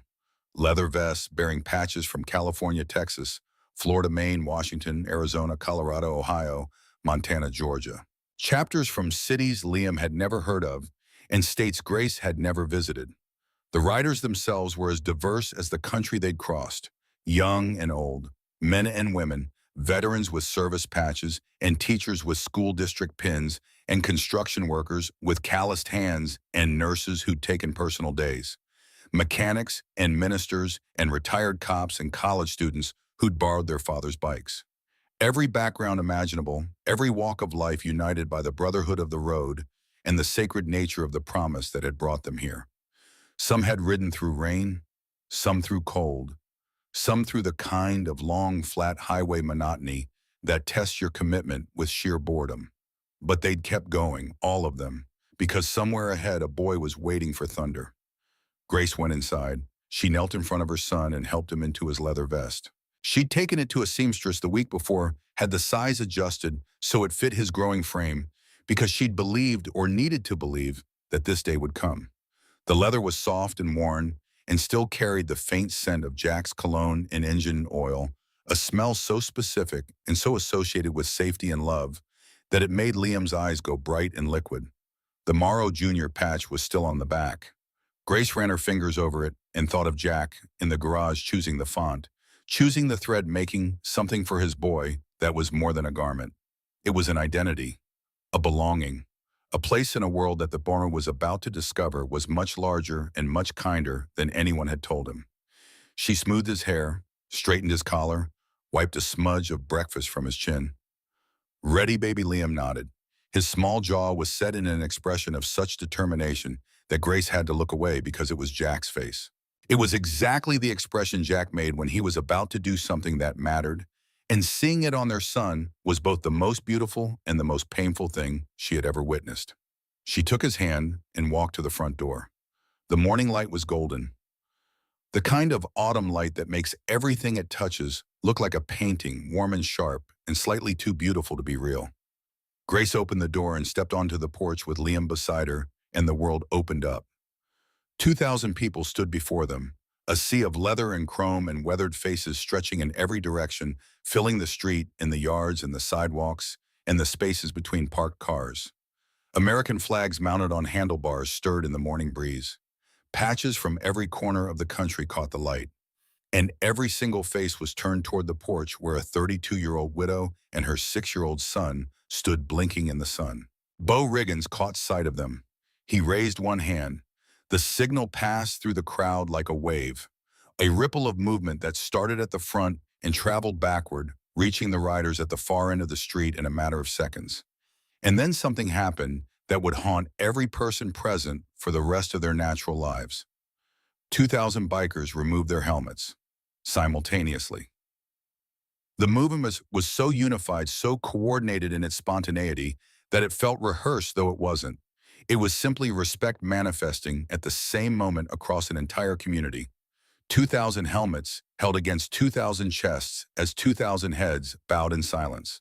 For Jack, for the brother who made a promise to his son and whose brothers had crossed a country to keep it. The silence of 2,000 people is a sound unto itself. It has weight. It has texture. It presses against you from all sides like water. And in it, you can hear everything that words are too small to contain. Grief and love and honor and the particular kind of courage that shows up as quietly as a bowed head and a hand over a heart. The entire street went still. The alarms had been silenced. The dogs had stopped barking. Even the wind seemed to hold its breath as if the world itself understood that this moment was sacred and should not be interrupted. Liam looked up at his mother. His small face was wet with tears he didn't seem to be aware of. His voice, when it came, was barely a whisper. They came. Daddy kept his promise. Grace couldn't hold it. The wall she'd built, the fortress she'd maintained since September, the steel she'd discovered in herself during the phone call with Holloway, all of it dissolved at once. She dropped to her knees on the porch beside her son and wrapped her arms around him and pressed her face into his hair and cried with a depth and a freedom she hadn't allowed herself since Jack died. Not the muffled bathroom sobs, not the controlled rationed grief she'd parceled out in careful doses. This was everything, all of it, released at once in the presence of 2,000 witnesses who understood, and not one of them looked away. Because grief shared is grief honored, and these were people who understood that better than most. What followed was unlike any birthday party anyone present had ever seen or would ever see again. The bikers had come prepared. They brought presents, mountains of them, stacked in saddlebags and strapped to luggage racks, and carried in the arms of people who'd traveled 1,000 miles with a wrapped toy balanced on their gas tank. Toys and books and cards by the hundreds. Envelopes containing checks and cash and savings bonds made out to Liam Morrow for college. One chapter from Arizona had commissioned a custom child-sized motorcycle. Not motorized just for show, but perfectly scaled down and painted in midnight blue and chrome to match the colors of Jack's old Harley. When they wheeled it out from behind a pickup truck and presented it to Liam, the boy's reaction was a sound that wasn't quite a word, more like joy compressed into a single syllable, pure and explosive, and so genuine it made grown men and women turn away to compose themselves. He ran his hands over the chrome handlebars, climbed onto the seat, made engine sounds with his mouth the way he used to in the backyard with his toy motorcycles, except now he was sitting on something real, something built specifically for him, something that connected him to his father in a way that was tangible and permanent. But the gift that broke Grace came later. Bo approached her holding a large envelope. His face was carefully neutral, but his eyes betrayed something deeper. He held it out to her. This is from all of us, every chapter that contributed, from writers who never met Jack but understood what it means to take care of a brother's family. Grace opened the envelope with trembling fingers. Inside was a check, $47,000. She stared at the number, stared at it until the ink blurred and the paper shook and she had to press the envelope against her chest to keep from dropping it. $47,000, enough to cover the medical bills, the funeral costs, months of rent, breathing room, a future that wasn't defined by desperation and double shifts and 4 hours of sleep. She looked up at Bo and couldn't speak. He nodded once, a gesture that said everything words couldn't, and then Grace was in his arms, sobbing against the leather of his vest, held up by the strength of a stranger who had just given her family a lifeline.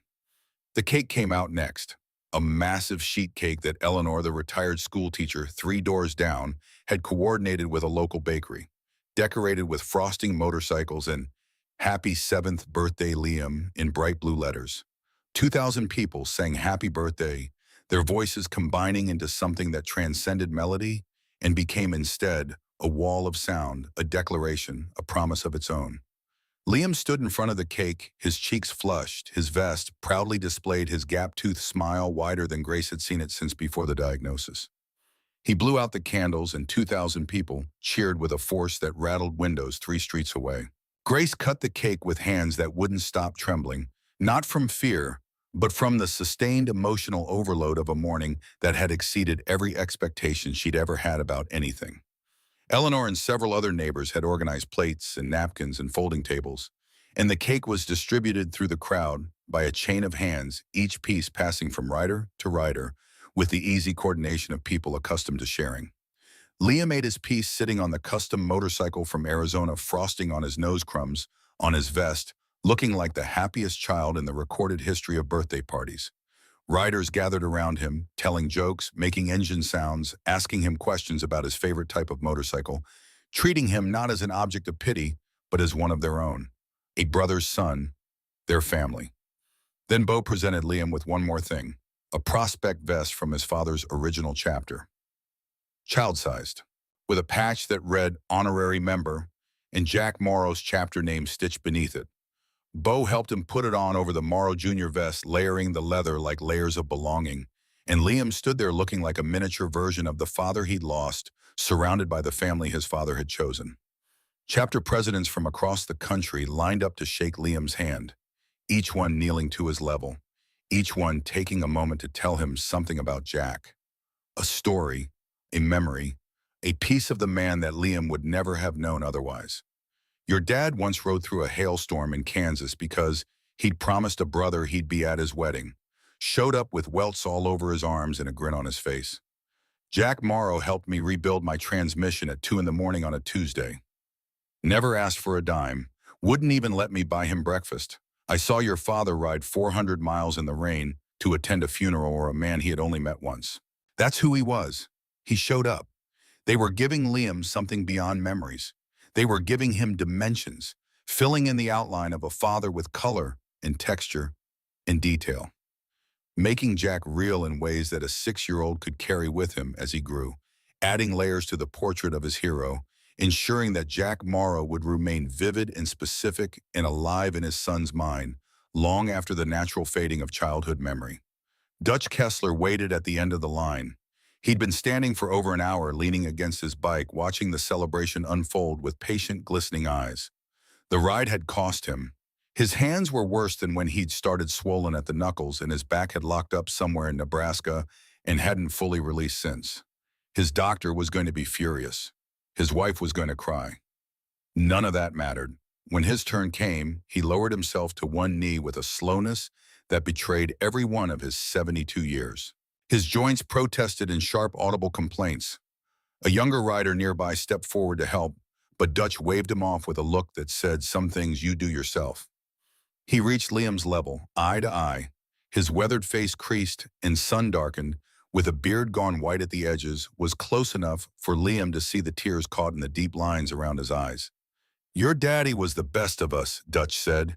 His voice was rough with age and emotion and the accumulated weight of 40 years on the road. "That's why we're all here, because he would have ridden 2,000 miles for any of our kids.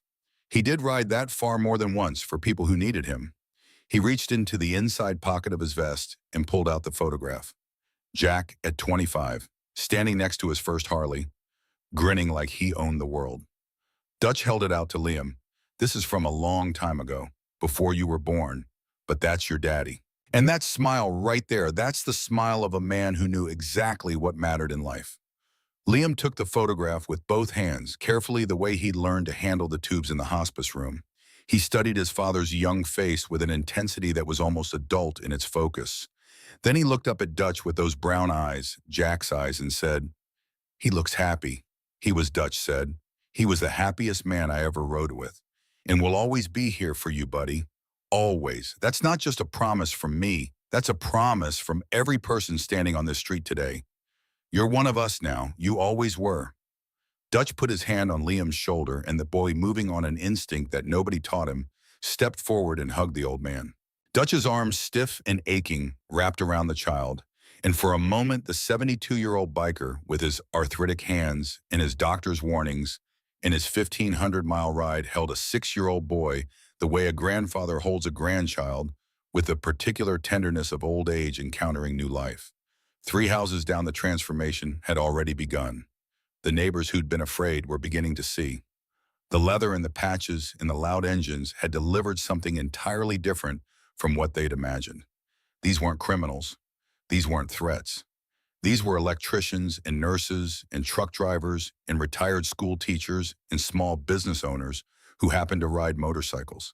People who held doors and said "sir" and "ma'am" and picked up their trash and smiled at children and bowed their heads in moments of reverence. Offers of coffee started appearing from houses that had been locked tight and fearful just hours before. Then food. Then coolers of water and lemonade. Then lawn chairs carried to the curb so elderly neighbors could sit and watch. Then handshakes and introductions, and the tentative, awkward beginning of conversations between people who'd been afraid of each other 3 hours ago. Eleanor, the retired teacher, had set up a folding table with coffee and donuts in her front yard. She was talking to a biker from West Virginia who turned out to be a retired elementary school principal. They were swapping stories about difficult students and laughing like old friends, and the sound of their laughter drifted down the street like an olive branch. Chief Marcus Holloway walked through the rows of parked motorcycles, his hand near his radio, out of habit more than necessity. The situation had stabilized so completely that his officers were starting to look relaxed, chatting with riders, accepting bottles of water, admiring the custom paint jobs on vintage bikes. One young officer was sitting on the curb, listening to a veteran tell stories about riding through the Rocky Mountains in 1978. Holloway found Bose near the front of the gathering. The two men stood face to face, each one representing a different kind of authority, each one arriving at the same conclusion from different directions. "I was wrong about what this would be," Holloway said. The admission came more easily than he'd expected, not because he was a man who gave up his positions lightly, but because the evidence was overwhelming, and a good cop follows evidence. Bo looked at him with understanding. No judgment, no triumph, just the quiet grace of a man who'd seen this kind of transformation before. "Most people are wrong about us until they know us." Holloway nodded slowly, then surprising himself, he told Bo about Danny, about his brother who died at 35 with a bad heart nobody knew about Sadie and Junior and the 12 years of soccer games and school plays and birthday parties he'd attended as a stand-in for a brother who should have been there. "I wish someone had shown up for those kids the way you all showed up for Liam," Holloway said.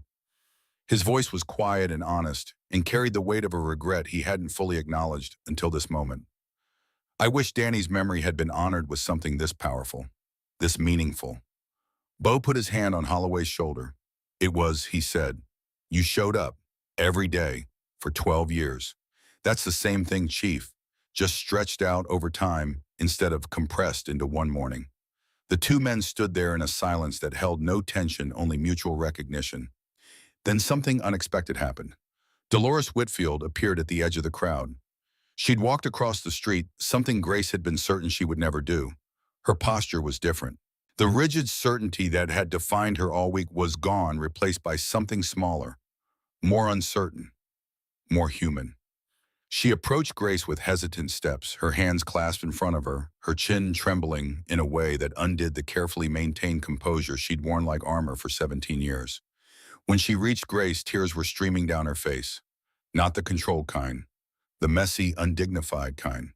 The kind that comes when something you believe collapses and what's left underneath is truer than anything you build on top of it. I'm so sorry, Dolores said. Her voice broke on the second word and didn't recover. I was afraid of something I didn't understand. What you did. What these people did for your family. I've never seen anything like it. She looked at the crowd, at the leather and the chrome and the American flags and the faces of people who'd driven across the country for a child they'd never met. I lost my husband too, she said, 9 years ago. Heart attack. I know what it's like to be alone. I know what it's like to be afraid of everything. She couldn't finish.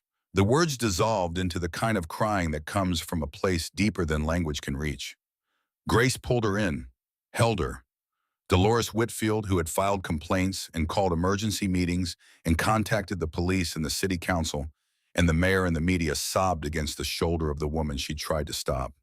And Grace held her because Grace understood fear. Grace understood what it was like to face something bigger than you and respond with the only tools you had, even when those tools were wrong. Around them, the noise of the celebration continued. Children laughing, engines idling, the deep murmur of 2,000 voices in conversation. But in the small, quiet space between two women on a suburban sidewalk, something ancient and essential was happening. Forgiveness, not the kind that comes from being asked, the kind that comes from understanding, from recognizing your own fear in someone else's face and choosing compassion over resentment. Dolores pulled back, wiping her eyes with the back of her hand. Her mascara had run. Her careful composure was in ruins. She looked more human than Grace had ever seen her. Your husband must have been an extraordinary man, Dolores said. He was, Grace said, and so are the people who loved him. They stood like that for a long moment. Two widows on Maple Ridge Drive, where the grass was always measured and the garbage cans always brought in on time, watching a world that was bigger and more generous than either of them had fully believed. The celebration continued around them, but the mood had shifted. The initial awe and overwhelm had mellowed into something warmer. Something that felt less like an event and more like a family gathering, expansive and messy, and full of conversations happening simultaneously at different volumes. Riders shared stories about the road. Neighbors asked questions about the bikes. Children who'd been kept inside were now running between the motorcycles with their parents' permission, marveling at the machines and the people who rode them.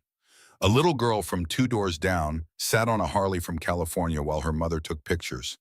A boy Liam's age was trying on a riding helmet that came down to his shoulders.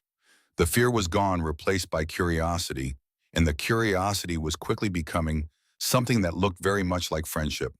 But the moment that would define this day, the moment that no one anticipated and no one would ever forget, came at the end. The bikers had begun preparing to leave. Engines were being checked. Helmets were being collected. The orderly discipline of their arrival was reassembling itself for departure. Bo was coordinating routes, ensuring that 2,000 motorcycles could exit the neighborhood with the same precision they'd entered it. And then Liam broke away from his mother and ran into the house. Grace called after him, confused, but the boy was already through the door. She heard his footsteps on the stairs, for fast-oriented and purposeful, the sound of a child who knows exactly what he's looking for. A drawer opened, closed. The footsteps returned. Liam emerged from the front door carrying a photograph, framed. The same photograph from the funeral, the one that had sat on the mantel since the day they brought it home from the service. Jack Morrow in his riding days, years before the diagnosis, years before everything changed. Young and strong and healthy, standing beside his Harley with the confident smile that had made Grace fall in love with him at a barbecue when they were both still young enough to believe the world owed them nothing but time. Liam walked to where Bo stood, and without a word, the big Texan understood. He lifted the boy carefully, settling him on the seat of the nearest motorcycle, with the gentleness of a man handling something infinitely precious. Liam sat on the bike. He held his father's photograph up high, both hands, arms stretched above his head and as far as they could reach, lifting Jack's face toward the sky. 2,000 people turned toward the boy. His voice carried across the silent crowd, small and clear and steady, in a way that no 6-year-old's voice should be able to manage, except that this 6-year-old had spent the last 2 months learning that the world was harder and sadder and more fragile than he'd ever imagined. And he had survived it, and the surviving had given him something that looked in this moment remarkably like his father's strength. "Thank you for keeping my daddy's promise. He told me he'd make sure I'd never forget my 7th birthday. And I won't. Ever." The words fell into silence. 2,000 people stood frozen, motionless, not breathing. The sound of a child's gratitude hanging in the air like something physical, something you could reach out and touch. Then Dutch, 72 years old and crying without shame, began to clap. Slowly, one pair of arthritic hands beating together with a rhythm that was almost ceremonial. Then Bo joined, then the rider next to Bo, then the riders behind them, and the applause spread outward like a wave building from scattered, clapping into a wall of sound that was not cheering, not celebration, but acknowledgement. Witness, the sound of 2,000 people declaring to a boy and to the sky and to whatever waited beyond it that this moment had happened, that this promise had been kept, that Jack Morrow's word was good. Bo leaned close to Liam, and his voice cracked in a way that the president of the Ridgewood chapter had not allowed it to crack in 20 years of leading men through everything the road could throw at them. "Your daddy is real proud of you, Liam, and so are we. All of us, every single one." Liam looked down at the photograph in his hands. His father's face, young and confident and smiling, stared back at him. And for a moment, just a moment, Grace could have sworn her son looked older. Not aged, but deepened, as if the morning had deposited something in him that would take years to fully unfold, something that would shape the man he was becoming in ways none of them could yet predict. He pressed the photograph against his chest and closed his eyes. And on his face was an expression Grace recognized instantly because she'd seen it 1,000 times before. It was Jack's face, the expression Jack wore when he'd kept a promise. Grace stood on the porch watching her son and felt something shift inside her. Not the grinding tectonic movement of grief which she knew would continue for years. Something else, a settling. The sense of a foundation being poured solid and level beneath a structure that was only beginning to be built. She was still a widow. She was still a single mother with debt and exhaustion and a future she couldn't fully see. But she was not alone. She had never been alone. Jack had made sure of that, not with words or with plans or with insurance policies, but with the life he'd lived, the connections he'd built, the code he'd followed. He'd woven himself into a tapestry so vast and so strong that when the thread of his life was cut, the tapestry held him, held his son, held all of them. The departure took an hour, 2,000 motorcycles leaving in organized waves, the sound building and fading like breathing. Bo was the last to go. He shook Grace's hand, and then on impulse, he hugged her. "He was the best of us," Bo said, "and you're stronger than you know." He mounted his bike, started the engine, and rode away. The chrome caught the midday sun as Bo turned the corner, and for a moment, just a moment, the flash of light looked like something waving goodbye. Grace stood on the porch long after the last motorcycle had disappeared. The street was quiet again. Normal, suburban, the kind of silence that comes after something enormous has passed through, leaving everything changed in ways that are invisible but absolute.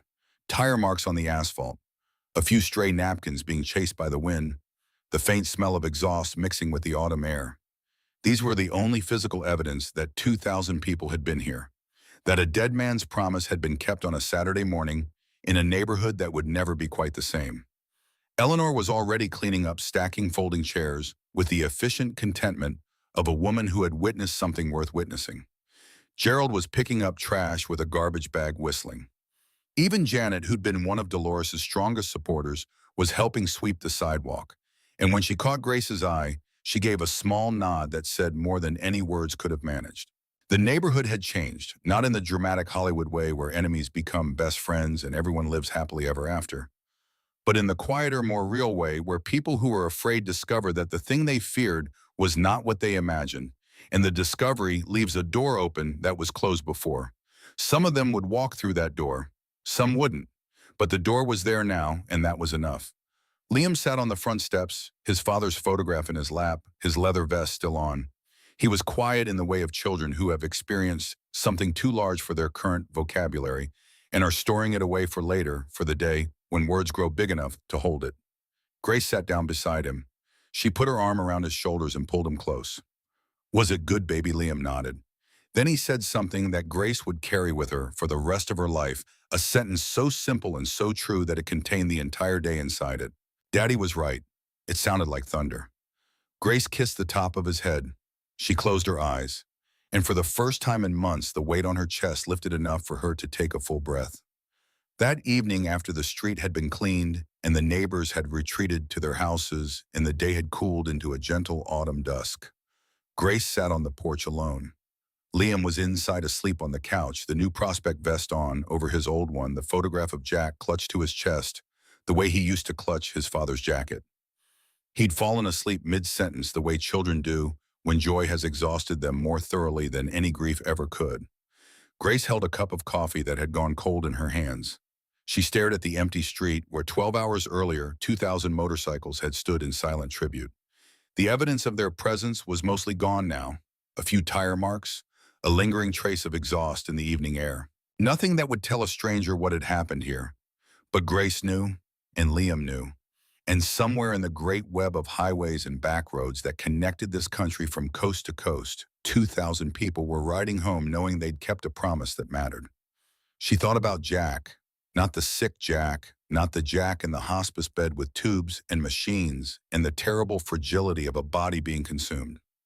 She thought about the real Jack, the Saturday morning Jack, the one who smelled like engine oil and explained crankshafts with infinite patience, the one who left wildflowers on her nightstand, the one who danced with her in the kitchen, the one who made promises like they were prayers and kept them like they were sacred. He had asked her once early in their marriage what she thought happened after someone died. Not religiously, not philosophically, just what she believed in her gut about what remained.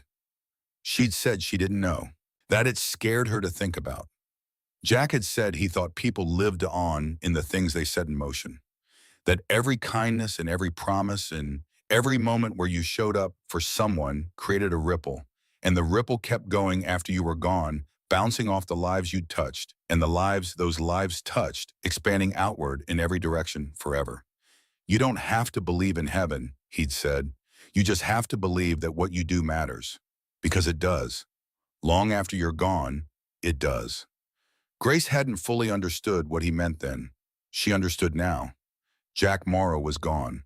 The construction foreman who poured concrete and fixed bikes and taught his son about crankshafts and promises was gone, and he was never coming back, and the grief of that would live in Grace for the rest of her life, softening with time, but never disappearing entirely.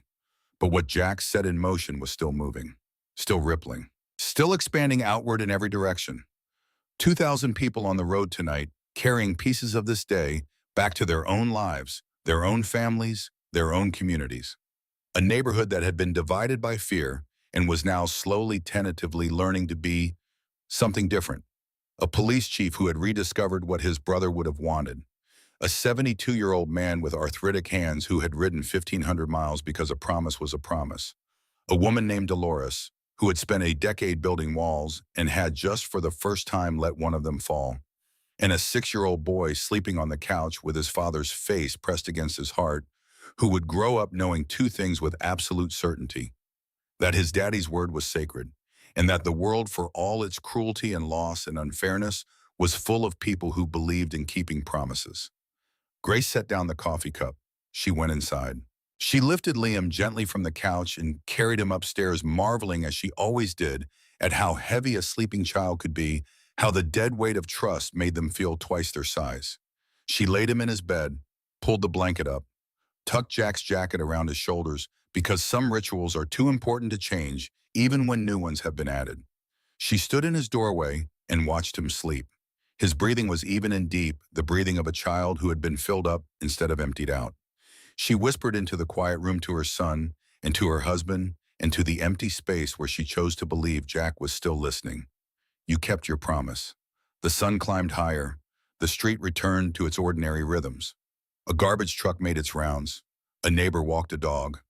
Somewhere a sprinkler hissed to life. But if you listened carefully beneath the everyday sounds of a suburban Saturday morning, you could still hear it.